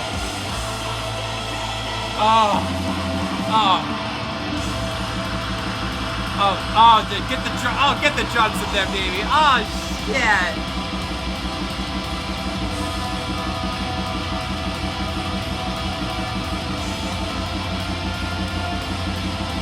Dude.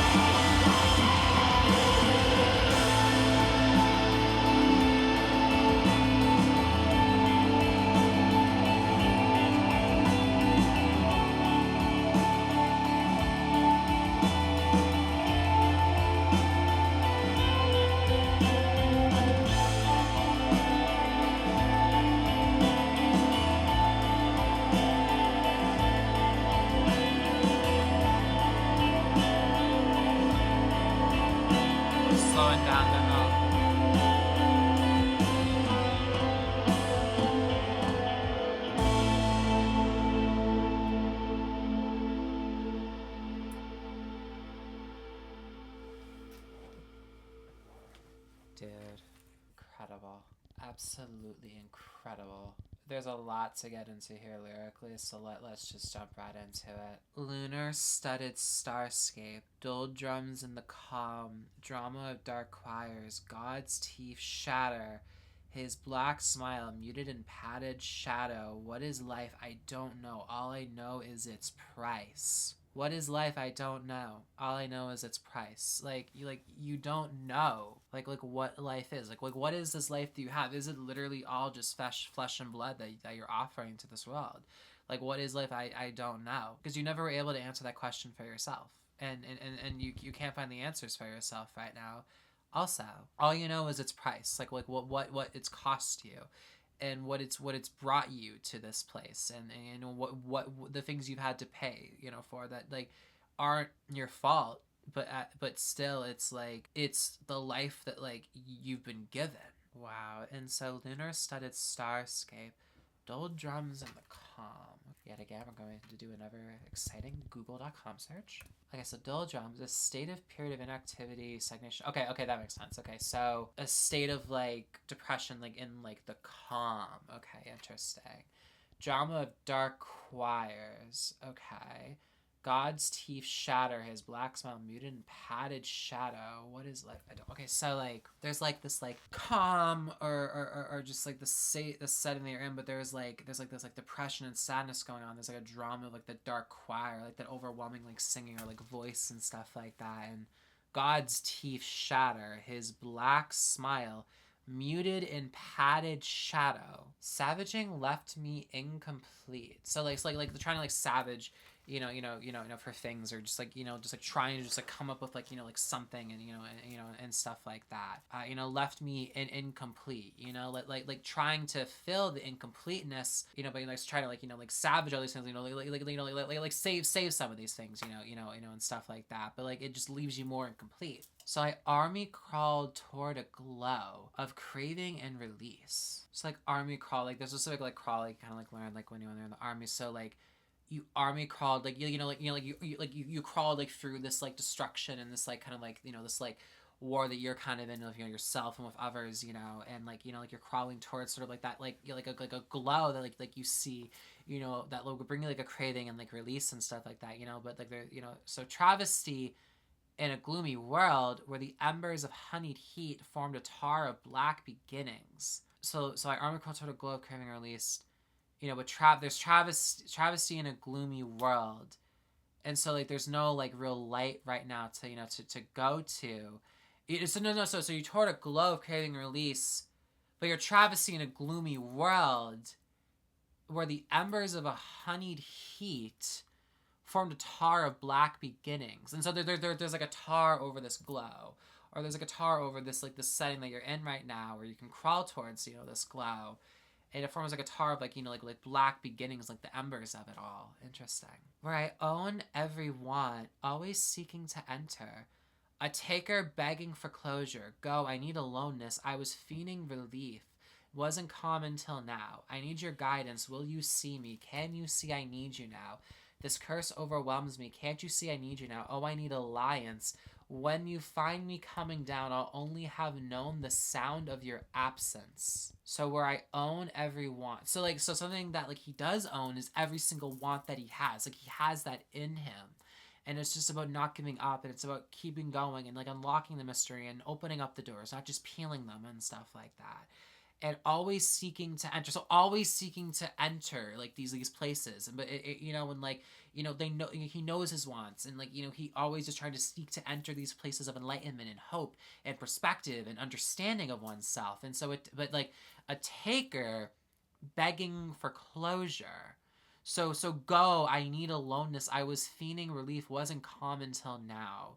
So like go, it's like he's saying to this, like, presence or force, like, like go, like I need this aloneness, because I'm feeling this regular relief, and I wasn't calm until now, like now I can see, like where to go, like even in this like gloomy world and stuff like that, you know. But now like he's trying to go to like, I'm assuming like a new place, a new kind of thing or entity, being like, I need your guidance, but like, will you see me?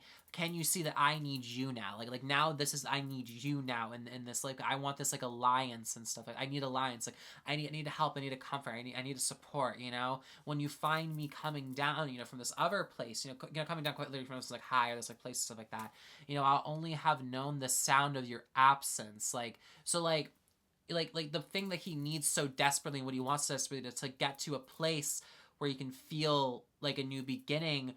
Like all he knows is the sound of the absence of this thing or this person, but he needs it more than ever, and this curse is overwhelming him. And so can't you see that I need you now? I need this alliance. When you find me coming down, I only have known the sound of your absence, because when I'm coming down, all I know is the sound of your absence. Like you're not there for me as much as I need you, and I need that guidance. Wondering if I could ever wind up being him. He's not me. All the daydreaming without sympathy. So is he, I'm assuming he's ever talking about his father again, or he's talking about like a version of him that like he knows isn't him, but he's like living as that version of him. So wondering if I could ever wind up being him.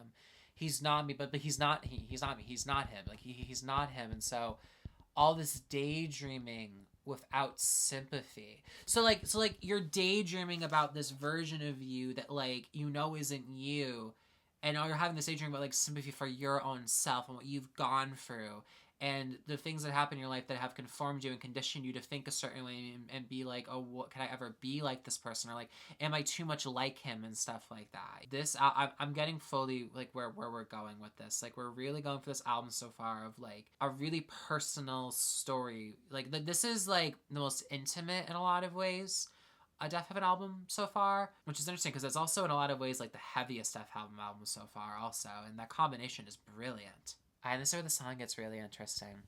Going over the years when we lived together, at the end of the track in the townhouse motel, blood on the mattress, blood on the walls, all of the violence, all of the cops. And when the men came with their guns, first we hid in the bath, then hid on the bed. I loved you then, I love you now. I loved you then, I love you now. I forgave you. I was proud to live in your shadow, in the covering of your breeze. So I'm not condemning, just remembering the beginning. So going over the years, so like reflecting again when we lived together. So like whatever this like this presence is in his life that was like negative, or is negative. So like lived together at the end of the track in this like townhouse motel. Blood on the mattress, blood on the walls. So like blood has been shed and stuff like that, and all the violence and all of the cops. And so there's been violence and like cop presence. And so when the men came with their guns, first we hid in the bath, then hid on the bed. And so going through like this traumatic situation where like you were in peril, or like your life was at stake in a way, and being together in that moment to try to comfort each other and stay alive. And I loved you then, I love you now. I forgave you. I was proud to live in your shadow, in the comfort of your breeze. I'm not coming, just remember in the beginning. So still as negative of a presence as this has been, like I loved you then though, and I still love you now. And I forgave you, and I was proud to live in your shadow. Like I was proud to live in the shadow of what you taught me and what you gave me, and the comfort of like your breeze and stuff. Like we talked about wind earlier, and the warm wind earlier on the album, and so living in the comfort of that breeze. I'm not condemning. I'm just remembering the beginning, and connecting it to now how you're trying to find a new beginning by reflecting on the like where the beginning really was in a lot of ways. Interesting. Majesty and Misanthropy, I hope I pronounced that correctly, beginning at 40, from the zenith underneath, nadir, nadir, nadir, nadir, from everyday living, walking in fear. So there is actually an annotation for this on Genius. So beginning at 40, it says, astronomical dusk begins when the sun is 40 degrees below the horizon. To start, there might imply that the narrator is either starting before the sunrise or after the sunset. Sunrise would perhaps be representing their ascent to wealth, and sunset being their descent into impoverishment. And then the other annotation is about the line that says, from the zenith beneath, nadir, nadir, nadir, nadir, says this line has dual meanings. In astronomy, the zenith is the imagery point of a celestial sphere directly above an observer, and the nadir is the point directly below the observer. Zenith also means the height of one's fortune, and nadir the opposite of that. In the context of the song, this could be interpreted that the narrator until now has lived a materialistic lifestyle, owning every want, but ultimately to their dismay as they now feel empty and pointless in life. So owning every want. So maybe I misinterpreted maybe this a little bit. So instead of like when I wrote like I know everyone, I own that. Like I had everything that I've ever wanted in a kind of way. But now it just makes them feel empty and pointless in life. And that's something that's been explored a lot in some of my favorite music. So that'd be a very interesting idea to explore. Now at the lowest point of their fortune, they can start again. But like the cycle of the day, once they rise to their peak, like there's enough, they will start to fall back down to the nadir. Okay, interesting. It's a very good annotation. Hopefully that gets approved. Very cool. So from everyday living, walking in fear. So you're living in that every day, but you're walking in like the fear of it all. Such an interesting album so far. So many complexities going on and so many nuances to explore. Really, really interesting. Alrighty, next up we have Incidental II featuring J. Matthews. Alrighty, this one should be interesting, so we continue from Incidental #1, the beginning of the album. Here we go. This one is 4 minutes and 20 seconds long, so this one's quite a bit longer. This one's more like a song, not just like an intro one. Okay, here we go.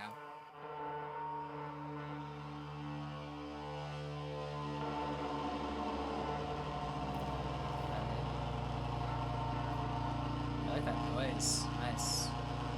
Like fuzz right there. I like that.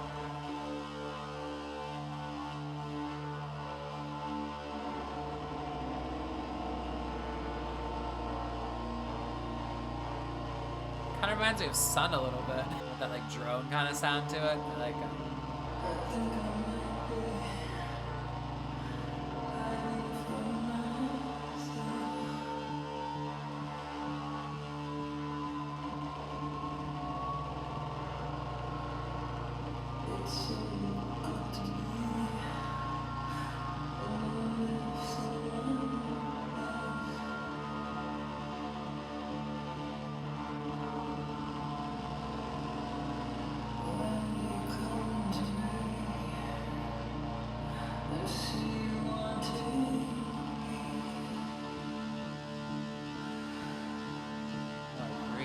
This so far, production on it. Love the vocals too, amazing.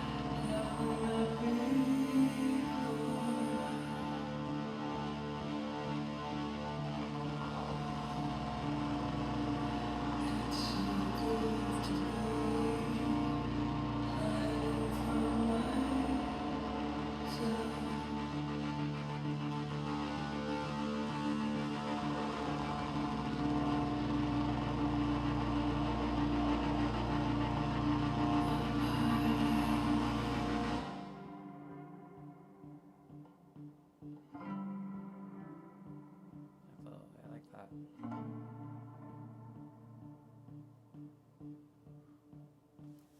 When you say, baby, come to me.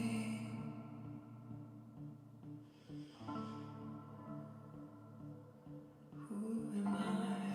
Love how minimalistic it is right now. I like it. One who cannot see.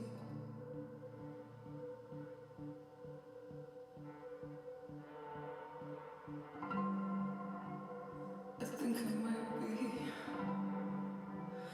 hiding from myself.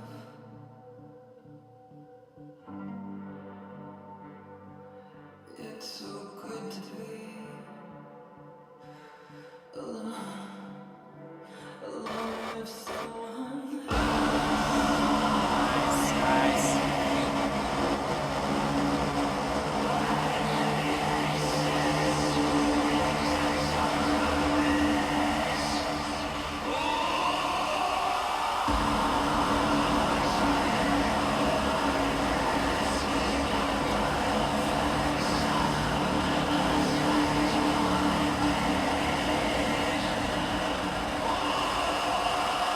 Vocals are fucking incredible. Oh my god.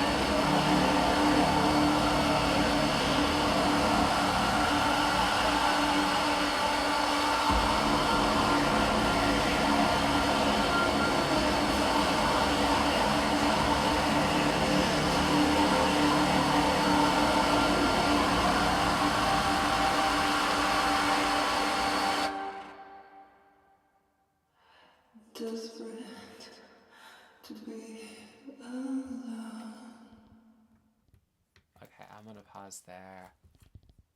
Wow, that was really, really good. That's probably one of my favorites on the album, honestly. That was really, really good. Wow. First of all, that production with those little, like plucks and stuff like that, and like the little stick of it, but then when it just crashes in at the end, oh my god! And George comes in, incredible. I think I might be hiding from myself. It's so good to be alone with someone else. When you come to me, I see you wanting heat. You're so good to me. Have we met before? It's so good to be hiding from myself. I'm hiding. I think I might be hiding from myself. Like, again, you know, it's kind of coming back to this realization of being like, I think I might be hiding from myself. Like, the real me, like, I'm hiding that from myself. You know, but it's so good to be alone with someone else. So, like, you're, like, lonely, you know, like, I'm alone, but, like, you're doing that with someone else. So when you come to me, I see you wanting heat. And I'm assuming that's, like, a sexual kind of line or, like, an intimacy kind of line with something like that. And so, you know, we're just like this embrace kind of in that way, and of like that, like, you know, like that connection and that trust you have with somebody. And so, you're so good to me. Have we met before? It's so good to be hiding from myself. I'm hiding. So you're so good to me. Have we met before? So it's like this force or something like that like you're familiar with. It's like, have we met before? You know, like that, like, you know, and it's like a familiarity or like a comfort that kind of that you have, or just like an understanding that you have. I mean, like, have we met before in that kind of way? And so it's so good to be hiding from myself. I'm hiding. And so there's like a pleasure in it now, and there's sort of like a comfort of being like, no, this is who I am, and like, you know, it's so to be hiding from myself. I'm hiding. When you say, baby, come to me, who am I? One who cannot see. I think I'm hiding from myself. It's so good to be alone with someone else. So like, you say, baby, come to me, who am I? So it's like one who cannot see. So it's like when you're going over to that person to like have this like big like embrace kind of moment, it's like, who am I? Like, you know, I'm one who cannot see. You know, I think I might be hiding from myself. So like, you can't like see yourself. Like, who are you in this moment? Like, you have this connection with somebody finally, and like you feel this sort of like sensation of being like, okay, like I have a comfort with this person right now, and there is like, yeah, a connection. There's like a comfortability and stuff like that. And I can be more vulnerable and stuff like that, be more like authentic to myself. But like, I can't like see that still, you know, because I'm hiding from myself. But it feels so good to be alone with someone else. And this is where the song gets insane. Hiding with the excess, intense abruptness, I treaded the wine press, the brutal facts of a strange bondage. Not being held for all that I've done, for all that I own. Not being held for all I've done, for all that I own. And then desperate to be alone. So hiding with the excess. So like, it's like you're hiding with all of this excess, like all of this like intimacy or like pleasures and stuff like that. Like, you're hiding in that excess. Like, you're creating an excess of things for yourself to find a comfort and a joy in, to, you know, to hide from like the real you, the real self, and you find the joy like within all of that excess and stuff like that.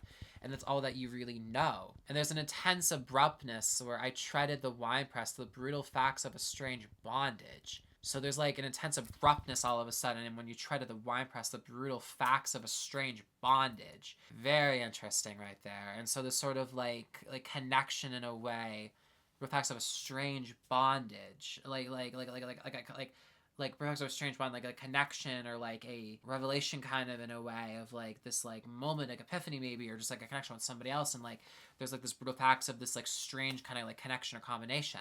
Not being held for all that I've done, for all that I own, not being held for all that I've done, for all I own, like you don't, like, you're not being held for like or maybe you don't want to be held for all that you've done, for all you own, like you want to like move past that, like get to like a new place, like a new you kind of in a way, and like you're desperate to be alone so you can find that real you again.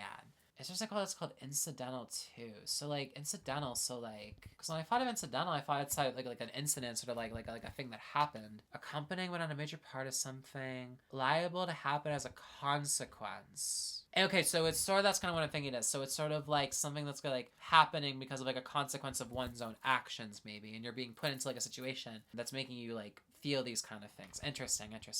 Alrighty, let's keep it going, y'all. Next track, Revelator. Alright, we're going right into it, okay. Okay.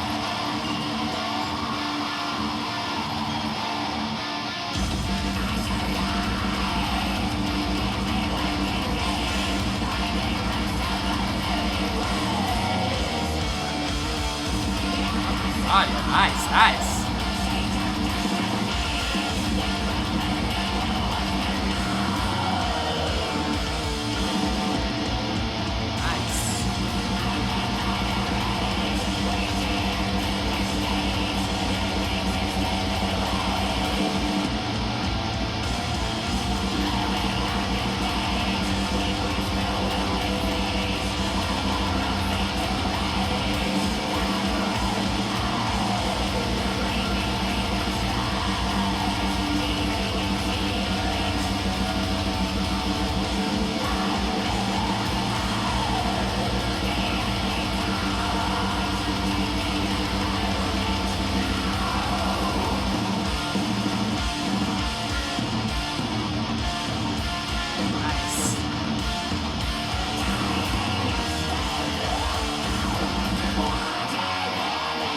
Nice, nice.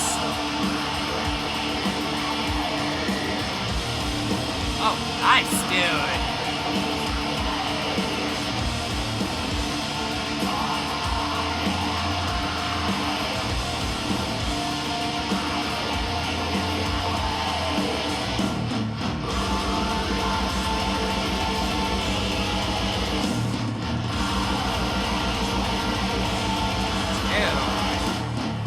Nice.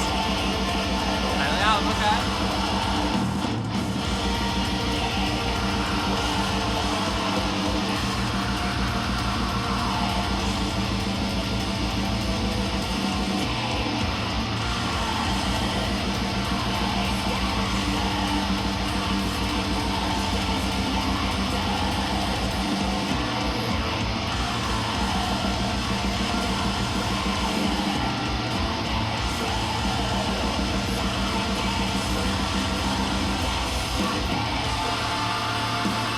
Oh my fuck yeah, dude. Oh shit! Oh my god, bro! Yes! Yes!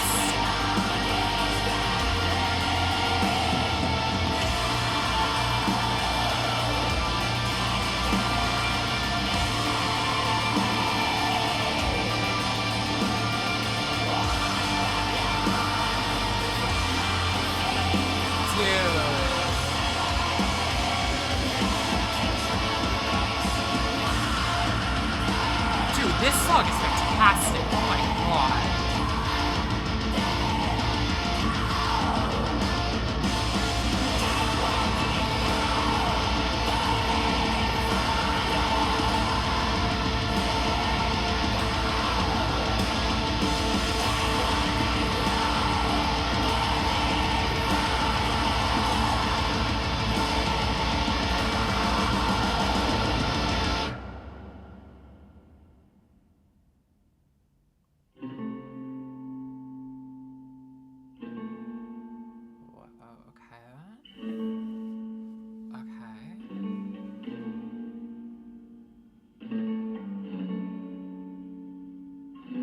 Actually, that's different, right? We're having like a kind of like a midpoint. It's like it just cuts off instead of like transitioning into it. Interesting.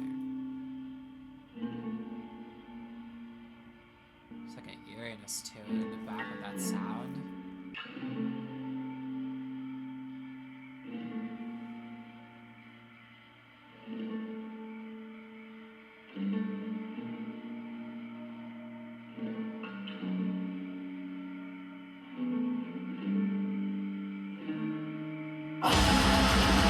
Nice, okay.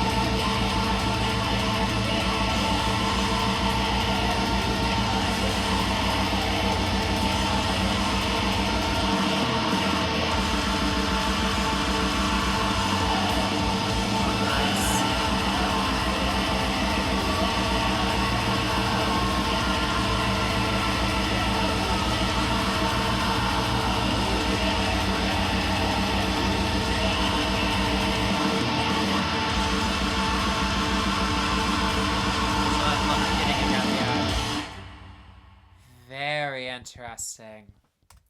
Y'all, this album is like, wow. This band just continues to just like impress me so much. Like the way that they like hone their sound and know their sound so well and craft it so well, but still push themselves to new places artistically is so inspiring to me, and it's just so cool to see. Oh my god. This one just starts like in terms of what I like from what I can remember, because like there are of course like some tracks like I remember like Pecan Tree from like Sunbather has a pretty kind of like similar beginning, but this one like might be the Deafheaven track that just like it just goes like it just starts like the vocals kicking like right away and stuff like that. Like this one just goes for it, and this one like has such a heaviness to it, and like it's like the most heavy sounding album, and I really like that about it. Alrighty, so isolate every waking day, hiding from self while loathing grows. And I saw seeds of destiny, the crumbling of what's been known. So like you're isolating like every waking day, like when you're awakened, like you're conscious, and stuff like that. You're hiding from self while the loathing grows.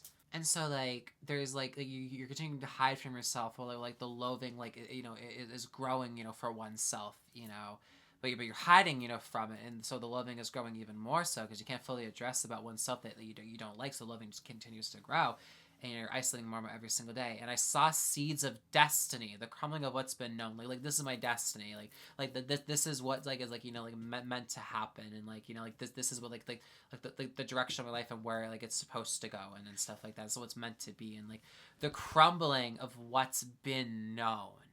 Like and now like what's been known, like where I'm going and like where I was going to head in if I kept going this way and stuff like that, like it's all crumbling down. It's crumbling me down right now. Only by the grace we see active mistakes and exist in their wake.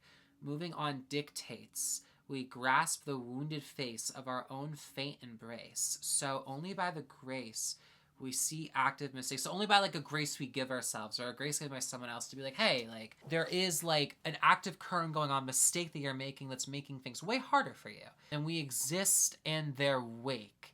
And moving on dictates. Okay, so like it exists in their wake. And so existing in kind of like the awakening of that and stuff like that. And so moving on dictates. And so of course moving on like dictates kind of where you're gonna go and stuff like that. And so we grasp the wounded face of our own faint embrace. And so like grasping kind of like the wounded face, of like the sadness you've gone through and like the battles you've gone through and stuff like that, of like our own faint embrace. And so sort of like the face of it all, of like that own faint embrace and embracing that part of you and stuff like that. The truth of renaming our struggle, so like trying to find like a new way of looking at it, a new perspective on it, or new sort of like outlook on it or stuff like that.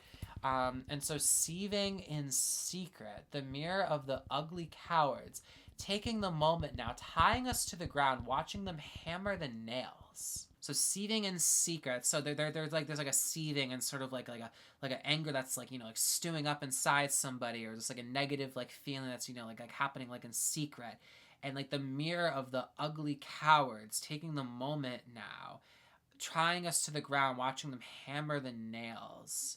And so there's like there's like people that are just like taking that moment now and like tying us to the ground and watching them hammer the nails, like, no, you have to stay on this ground. It's like that this force and this like presence, this anger, being like, no, like you need to stay here. And so then it says, I'm bringing them bile, I'm clearing desires, coins on their eyes, I'm clipping the flowers of spiritless leaders. Oh, they tremble in towers, lonely people with power, devoured by God. All right, yet again another word I need to make sure I knew the correct definition of. Okay, so I just looked up. So bile, I'm assuming in this instance means kind of like an anger kind of feeling. So I'm bringing them bile.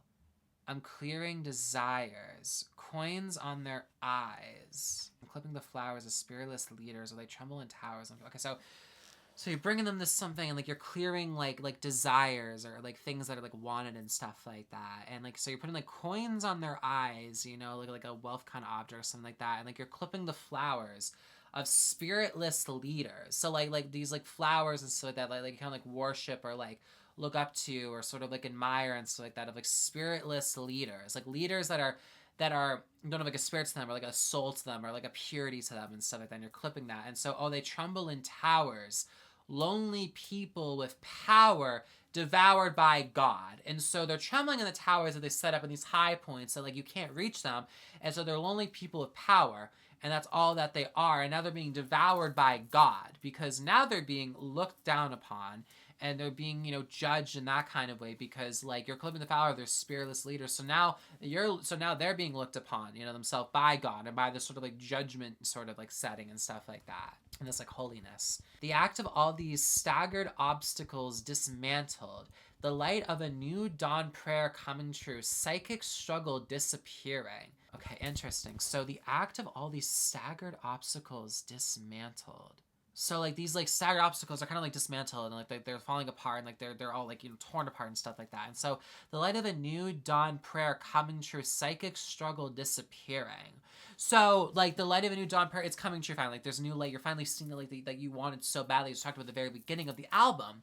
And so you are trying to go to like a paradise kind of setting, like like that's like purple, like heaven kind of place and stuff like that.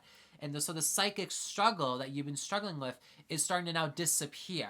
And so because of like, the spirit leaves, the flowers being chopped, so then, God is like devouring the lonely people of power. The people that brought you to this place and have influenced you so much to feel like yourself that you're also a lonely person with power. And so everybody's screaming, no, this cannot be. Wash the blood from my feet.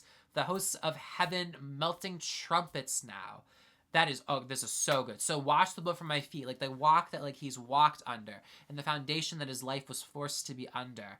And so wash that blood from my feet, the land that I have walked over, and then the life that I have had, and the life that I have been given. Like wash that all from me. As everybody's screaming, those cannot be. The forces that try to conform you to stay in this setting and stay in this life. And it's like, no, like this cannot be. But no, and so he's like, no, wash the blood from my feet. Like the host of heaven, our melting trumpet sound. Like I see the light of a new dawn prayer is coming true. Like we're going there. Find them, bring them, cut them down. Find them, bring them, cut them down. Take what they love, find them, burn it in fire, bring it.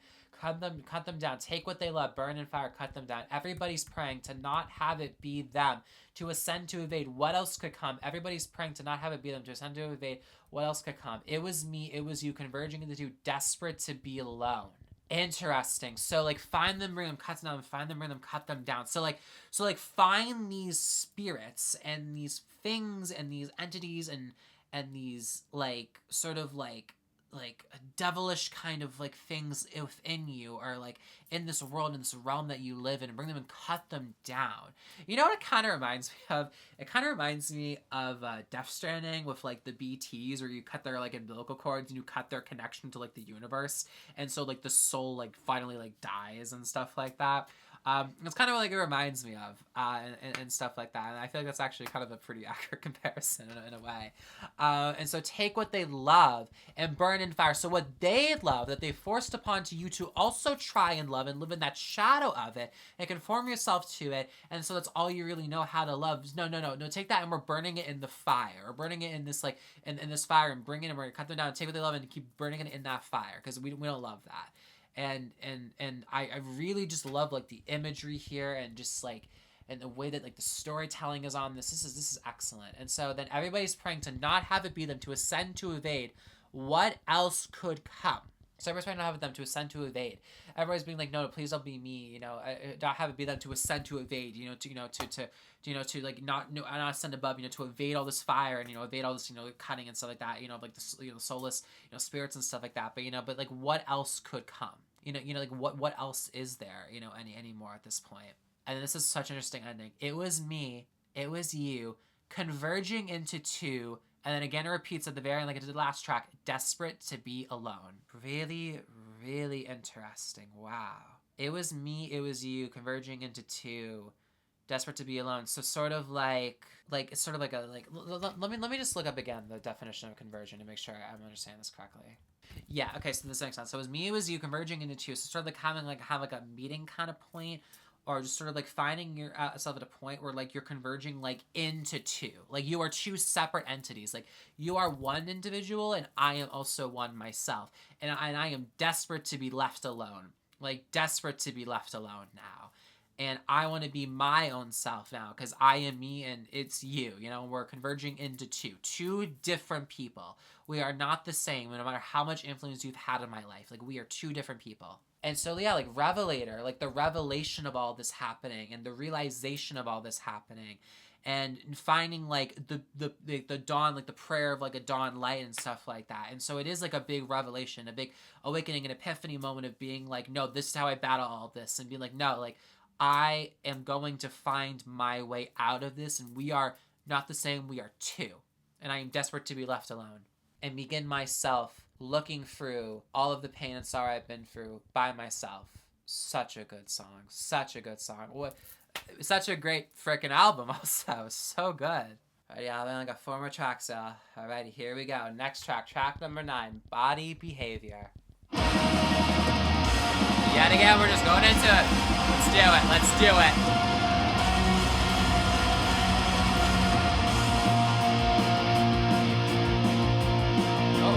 Okay. Oh, I like this, okay.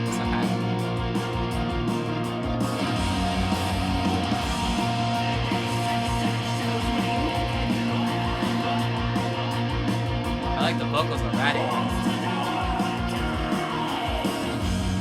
Dude, this man's good. This man is such a good vocalist. Oh, this is great. This is great. Oh, I'm sorry.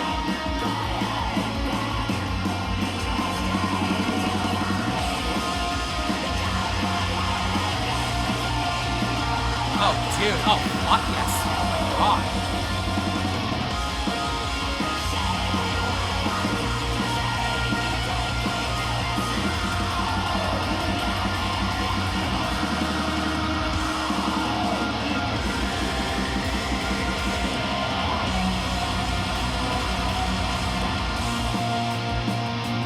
Nice. Oh, dude, fuck yeah.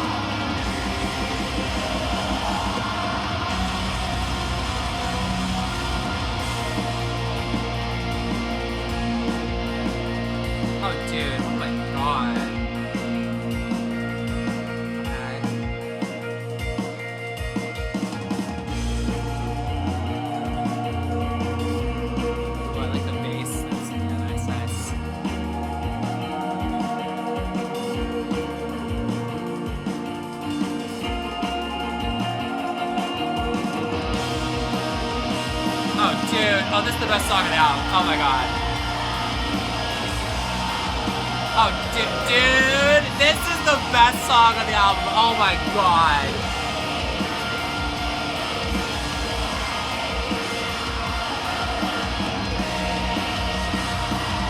Nice.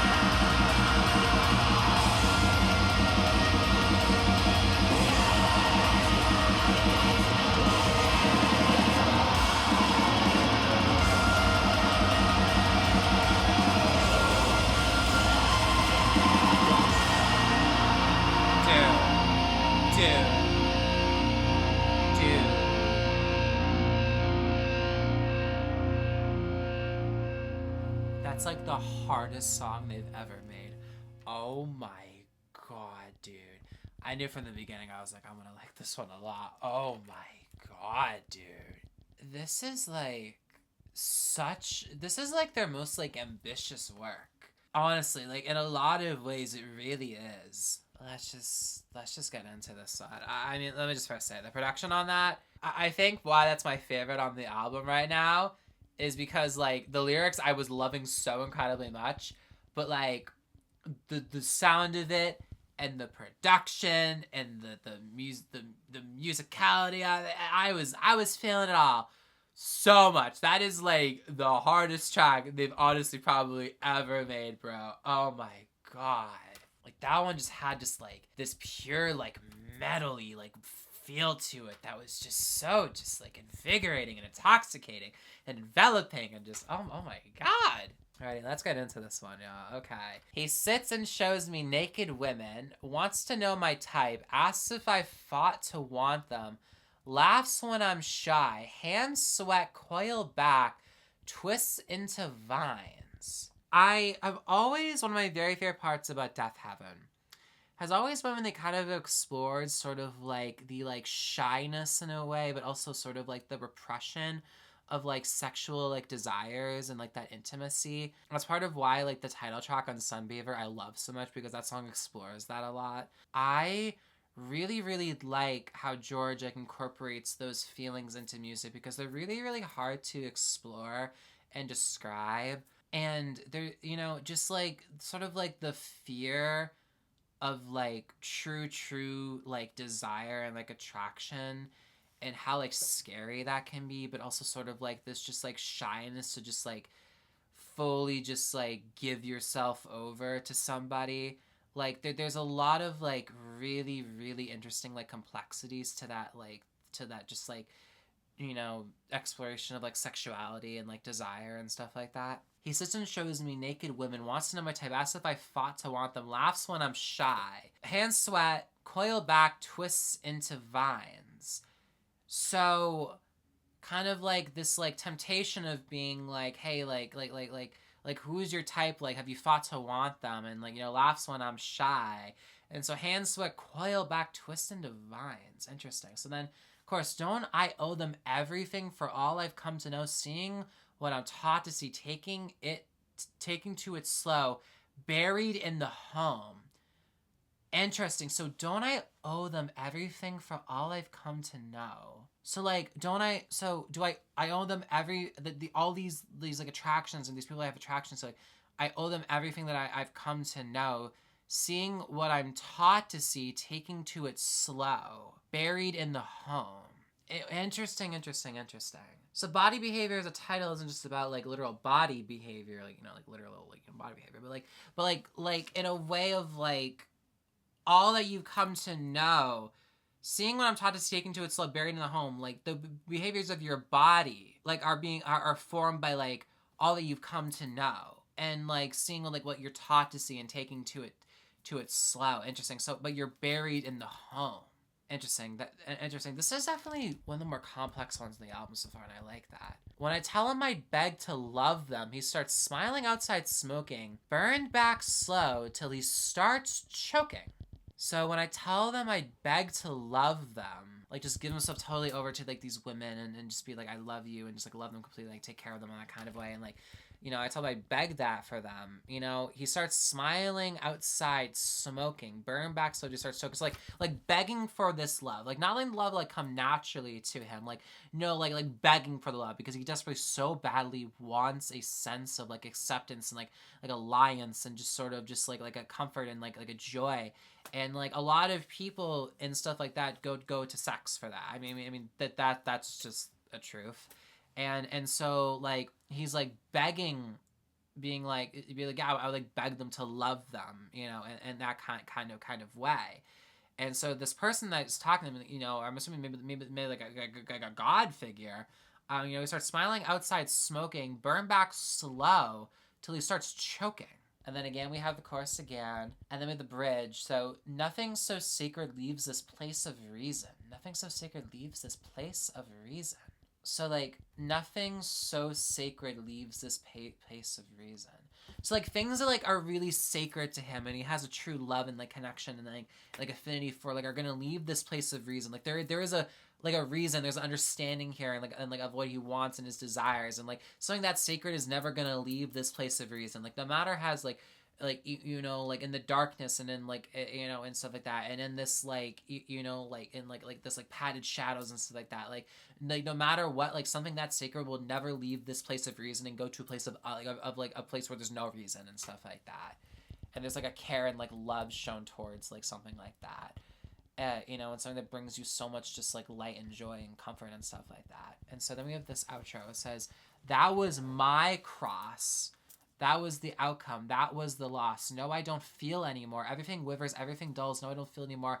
Nowhere is guidance when everything's wrong. No, I don't feel anymore. Nowhere is guidance when everything's wrong. No, I don't feel anymore." So that was my cross, like the cross that I have, and that was the outcome, and that was the loss that I had, you know, from like having this cross, and that was the outcome, and like this was the loss of it. And so no, I don't feel anymore, because everything withers, everything, you know, comes apart and dies, and everything dulls, you know, like the color, you know, like the iris flower, you know, in a way, you know, obviously I know we're talking about like in a way like the natural flower that like you have, you know, like the black iris of like the very very like almost like extremely dark purple. But also I think we can kind of use that in a kind of way of like being like that like purple kind of like heathen kind of state you're trying to get to, like the color that's going to die, and so everything kind of dulls down, and like the intensity of it all, and like the you know, infatuation of it all kind of like dulls down and stuff like that. And so no, I don't feel anymore, you know, like these sensations and stuff that I want and the things that I want ever withering, or they're dulling and stuff like that. And so nowhere is guidance when everything's wrong. So when everything's wrong, there's no guidance, there's no like sort of like sense of like calm or understanding and stuff like that, being like, no, I can go here, I can go there. Interesting, very interesting. So no, I don't feel anymore. That repeats, no, I don't feel anymore. You know, that is probably my favorite on the album, because like I love basically every song on this so far, and there's a lot of emotional stuff, but like that one, body behavior, it just gets me going. That one is really really good, and there's a lot about that speaks to me, and I get, and I think it's just fantastic. Wow. I mean, you never know. I mean, with future listens, I could find another one that speaks to me even more so. Like that's the thing about my first reactions that I find joy in, when I go back being like, oh, this was the one that spoke to me the most in that moment. But then when I go listen to it again, I'm like, no, this is the one that kind of like over time kind of like spoke to me the most, you know? And so I don't know, but in this moment, body behavior goes kind of crazy. Really crazy, actually. So yeah. Alrighty, next up, we have only 3 more, y'all. Next one, we have the last one in the Incidental series, and this one features Paul Banks. So Incidental 3, here we go.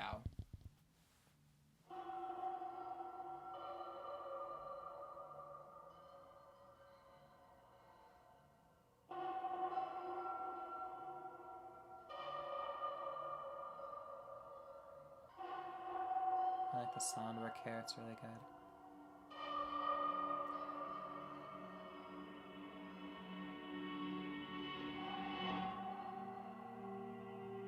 Oh, I really like the sound work here a lot, actually. Sounds like it's something like reversing or something.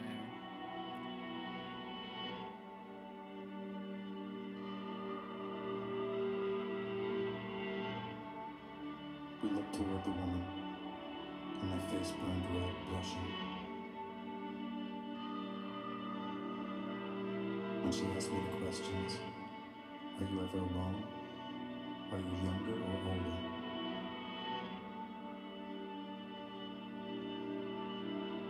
I held her close, and my thoughts somewhere wanting. In spite of the sorrow, my tensing and terror. On the strip of Ventura, with the tin barrels burning under a halo of moonlight. And though I was lonely, it was the way that she touched me, her arm on the window, and the way she said baby, and the way she said baby. I'm assuming that's in reference to the cover art of the album. Interesting. Kind of sounds like Limp Bizkit a little bit right now. If I have it. Okay, this one's transitioning into Winona. We'll just keep it playing, honestly, because I want to honor that transition. Let's keep it going. This is what my friend Philip59 says is their favorite song on the album, so let's do it, y'all.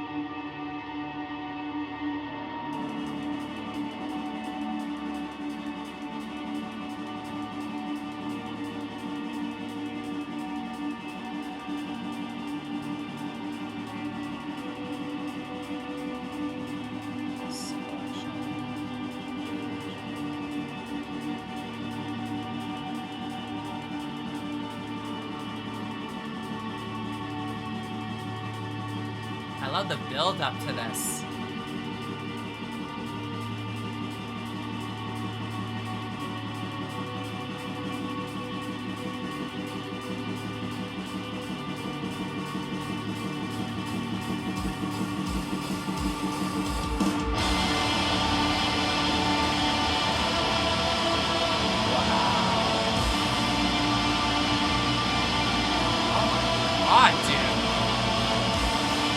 The loudest moment in the album so far. That's it. So this is a pretty loud album. Wow, that's dynamic. Oh, incredible. Oh god.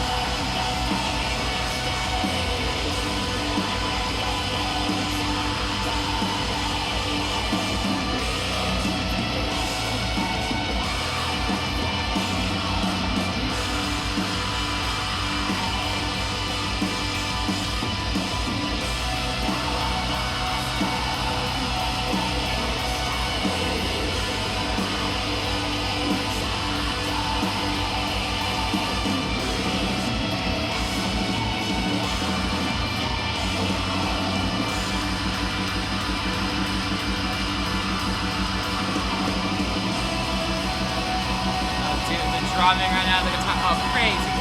Crazy.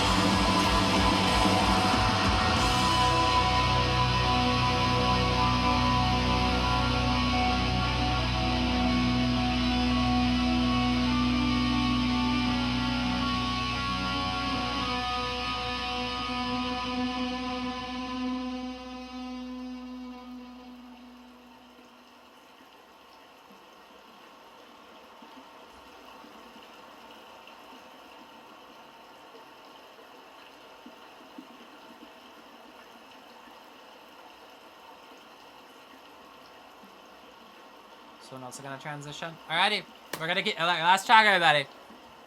Let's keep it going. I went out of the transition, so here we go. Alrighty, last track.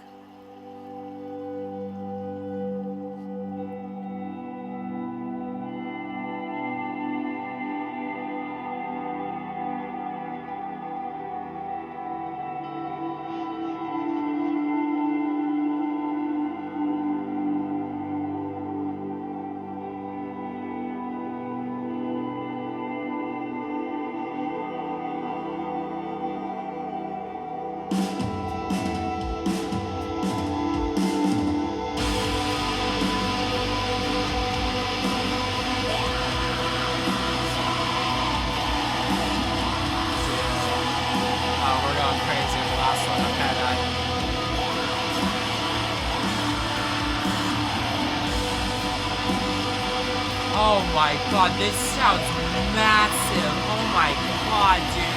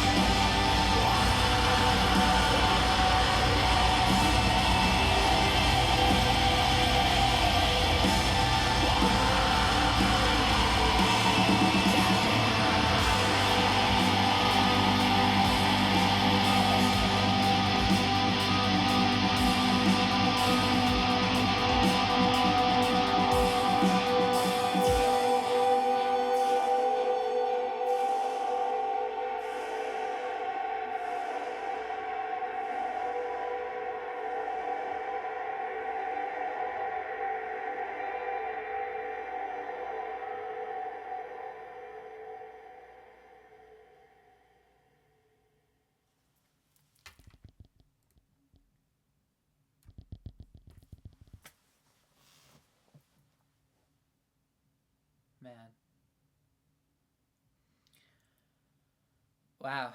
Wow. I didn't expect to play those last three all the way through. I didn't realize that we're going to have some transitions. There's a lot to take in right now, y'all.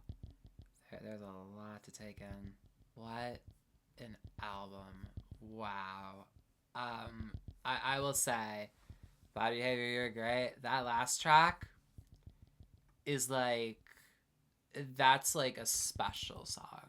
Like that is like Deafheaven at their absolute greatest. Like that is like a defining song for the band, The Marvelous Orange Tree. It's a marvelous song. So, but like, let's get into everything lyrically before I get into that one. The first, Incidental III, and then Winona. First of all, I love the feel and like the sound and the style of these incidental songs. Like they're all like very like different from each other. They go from like one instrumental one to one that's like, like a bit like a more of like a combination of like styles. So then we have like this one that's like more like super like eerie kind of sounding and like very like foreshadowing and a lot like that, and it helps explain the album cover. So let's get into this one. So we looked toward the woman and my face burned red, blushing when she asked me the questions. Are you ever alone? Are you younger or older?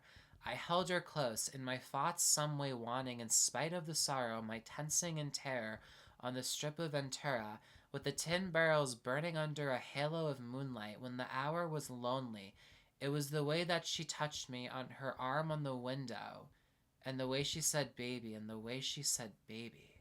Kind of like this like woman like is approaching him, and in this memory that it seems like he's having of this experience that he had, asking him like these questions and feeling this like comfort from it, and this like like a different kind of like affectuation of somebody, like towards him, or like affection in a way, or just like attention in a way, or like some sort of like alignment in a way, like souls in a way that like he's never quite felt before, and like a gentle kind of love. It was like, in the way she said baby, and the way she said baby, and that repeating 2 times is very distinct, and like I know there's a point as to why that's being repeated 2 times, to really emphasize it. And of course, how to explain the album cover, that lonely people with like the power, like the lonely people kind of like coming together in a way, and like having like a moment like that, and being like, are you ever like alone? Like asking that question straight up, are you ever younger or older, and like this like power that this woman,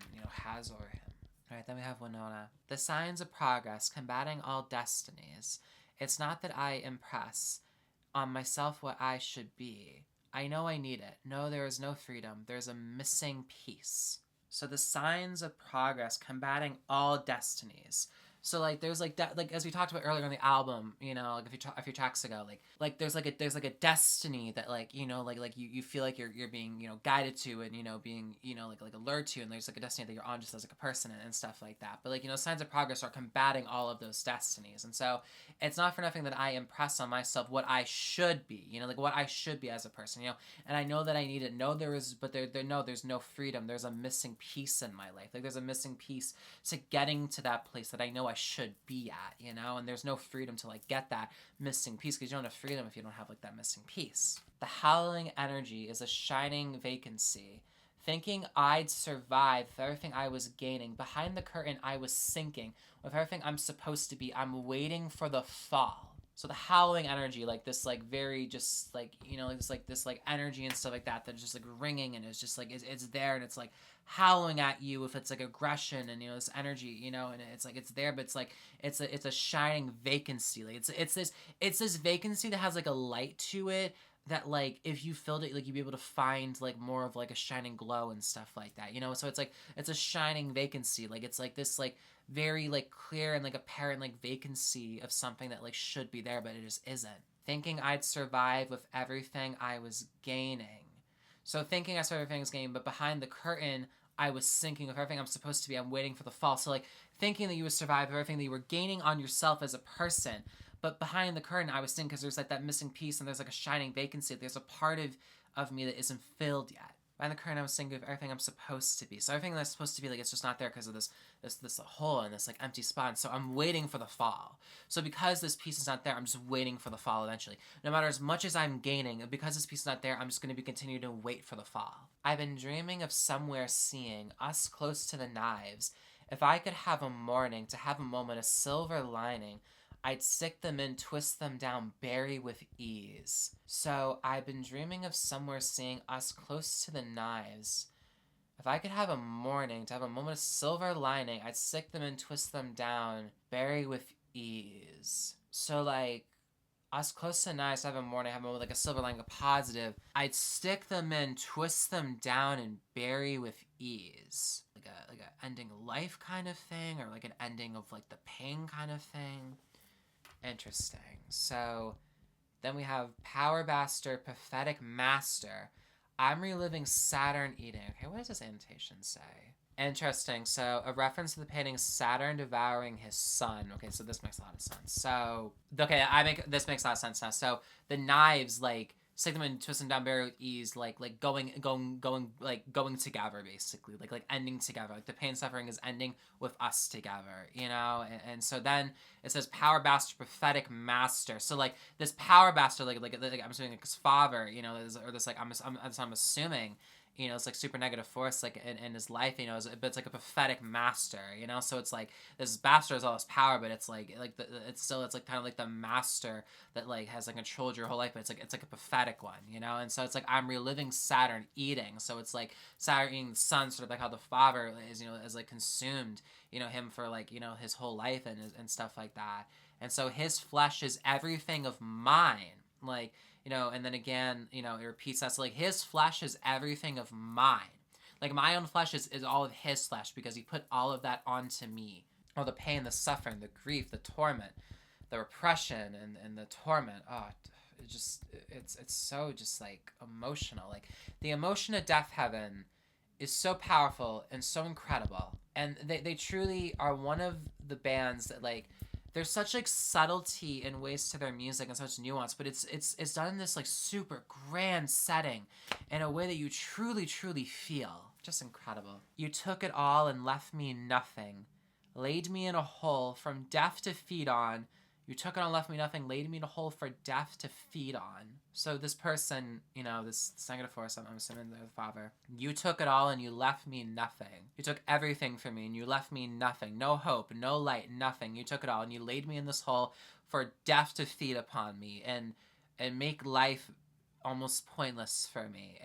And death's gonna feed on me and continue to feed on me. And I'm gonna keep feeding into like, you know, biting like the apples and stuff like that, like, you know, these like tricks and stuff like that, you know, not going to the Garden of Eden, instead like, you know, these other places, and you know, like being in like these like prison type settings and stuff like that. Like death is always gonna feed upon me. Like that's all that I have because you took everything from me. You left me nothing except that, my own internal self destruction and turmoil that all comes from you. And that's such a haunting and just emotional way of just exploring generational trauma and just like trauma itself in general. And just like the feeling of that one is fantastic. But then this last one, The Marvelous Orange Tree. This song is absolutely remarkable.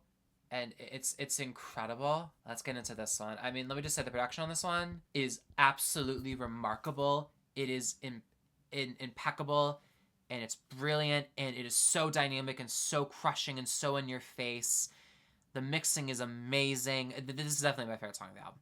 Like it is so incredible. And then the lyrics here. Let's just get into it. In the checkered orchard, I came alive under the blue valley with a head full of midnight. I escaped between the rows of trees down the ravine and the majesty of the San Joaquin, lonesomely wandering. So in the checkered orchard, I came alive. So like in this place, like I came alive, like under the blue valley with a head full of midnight.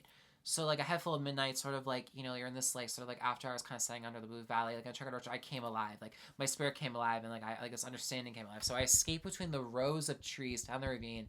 Actually, a San Joaquin, lonesomely wandering. So like I escape between these rows of trees, like down these places like that, and like I'm lonely, like wandering around, like trying to navigate my way through this. And so, cold in the checkered orchard, came alive into the valley of midnight. Idiot's blood drops like a dagger. Pink tears flow as I sink into the after, leaving the day to close. So idiot's blood drops like a dagger. Pink tears flow as I sink into the after, leaving the day to close. So like a goodbye, and like this is like the end, you know, like idiot's blood drops like a dagger, you know, and like pink tears flow as I sink into the after. like the dagger after rhyme right there, and then leaving the day to close. So the day is closing, and like, you know, like the terror in the sense, the horrors are ending, and just like the life is just ending. My body spills into a secret well. God gave me the wish for religious stillness, showing shivering skin, living with this illness, showing shivering skin, with you my endless illness. With you my endless illness, walking into blackness of my endless illness, walking into blackness of my endless illness, walking blackness of my endless illness, walking into blackness. So my body spills into a secret well. So this like secret like confinement. You know, God gave me the wish for religious stillness. So like the end. So this is like the end. Like God gave it's the only way to like find that like stillness is the wish for stillness is like by going into like a body like in a secret well, like the end, and like hiding and fully isolating, or just like the end of life in general. Showing shivering skin, living with this illness, showing shivering skin, with you my endless illness. So showing shivering skin, like I'm living with this illness, and showing it again, but with you my endless illness. And so living with this illness, but it's you're my illness, like talking to this force in his life, you know. And again, like I've said, you know, we think of it as, but it's like still it's like this endless illness, like, and I'm walking into the blackness of it. With you, my endless illness, like we're going into the black in the end. With you, my endless illness, like you're the reason why I'm here. My illness is you, my endless illness, and the only way for it to end is by like the end yourself, because you are an endless illness, and that is so emotional and so captivating to me. Just man, and just like the loudness of the track, and like the grandness of it all, and just like the power of it all, and the feeling of it all, and combined with these incredibly profound lyrics, and the way to end the album, just what a way to end an album. Like this is such an incredible album closer. Like wow, man, dude, music this year is going crazy. We're at the end of March right now, and this has been such a special year for music already. What a great album. A great album. I love this band. I think they're amazing, and this is such another special experience with them. I just wow, so good, so good. Wow, just what a journey of just trying to find the light, but you just walk into the blackness at the end, and that's a very like general way to put it. There's so many more complexities I talked about in this, but just like what an emotional experience, and just such a retrospective experience too, and just like an introspective experience, and it's so personal. Like, this is like the most personal Deafheaven album yet, and I love that about it. It's like the most vulnerable Deafheaven album. It brings you as a listener to places that like you haven't gone through before with the band, and George on this one is so impressive, and vocally there are some incredible highlights here. Also, everyone else in Deafheaven, the band, like the production on this one is so good. Some of the drumming on this is absolutely insane. It's insane, and live, I know it's gonna be wild, and the guitar tones as usual are just fantastic, and I just love like there's like the build of everything, and just like oh my god, and I just love just the style that they continue to go for. It's just really, really inspiring, and I'm so happy to be a fan of this band. I feel blessed to be a fan of this band, and I just am really, really lucky I get to have experiences with such amazing music like this, and doing it on a camera, if and then just sharing it, and I feel really lucky and fortunate to do that, and I won't take it for granted. And so yeah, what an album! What an album! Wow. Alrighty, this video is quite long, so I think I'm gonna wrap it up here. But this is a great album, and I really got reacted to it. It was different for me, it was different for me, and I like challenging myself and pushing myself to new places, and so yeah, that's that. Alrighty, well, man, what an album. Alrighty, thank y'all for watching if you made it this far. I really, really appreciate it, and take care. Everyone's safe and healthy, so everyone's in their friends and family, and so yeah. Alrighty, with that, thank you very much. Alrighty, bye everybody.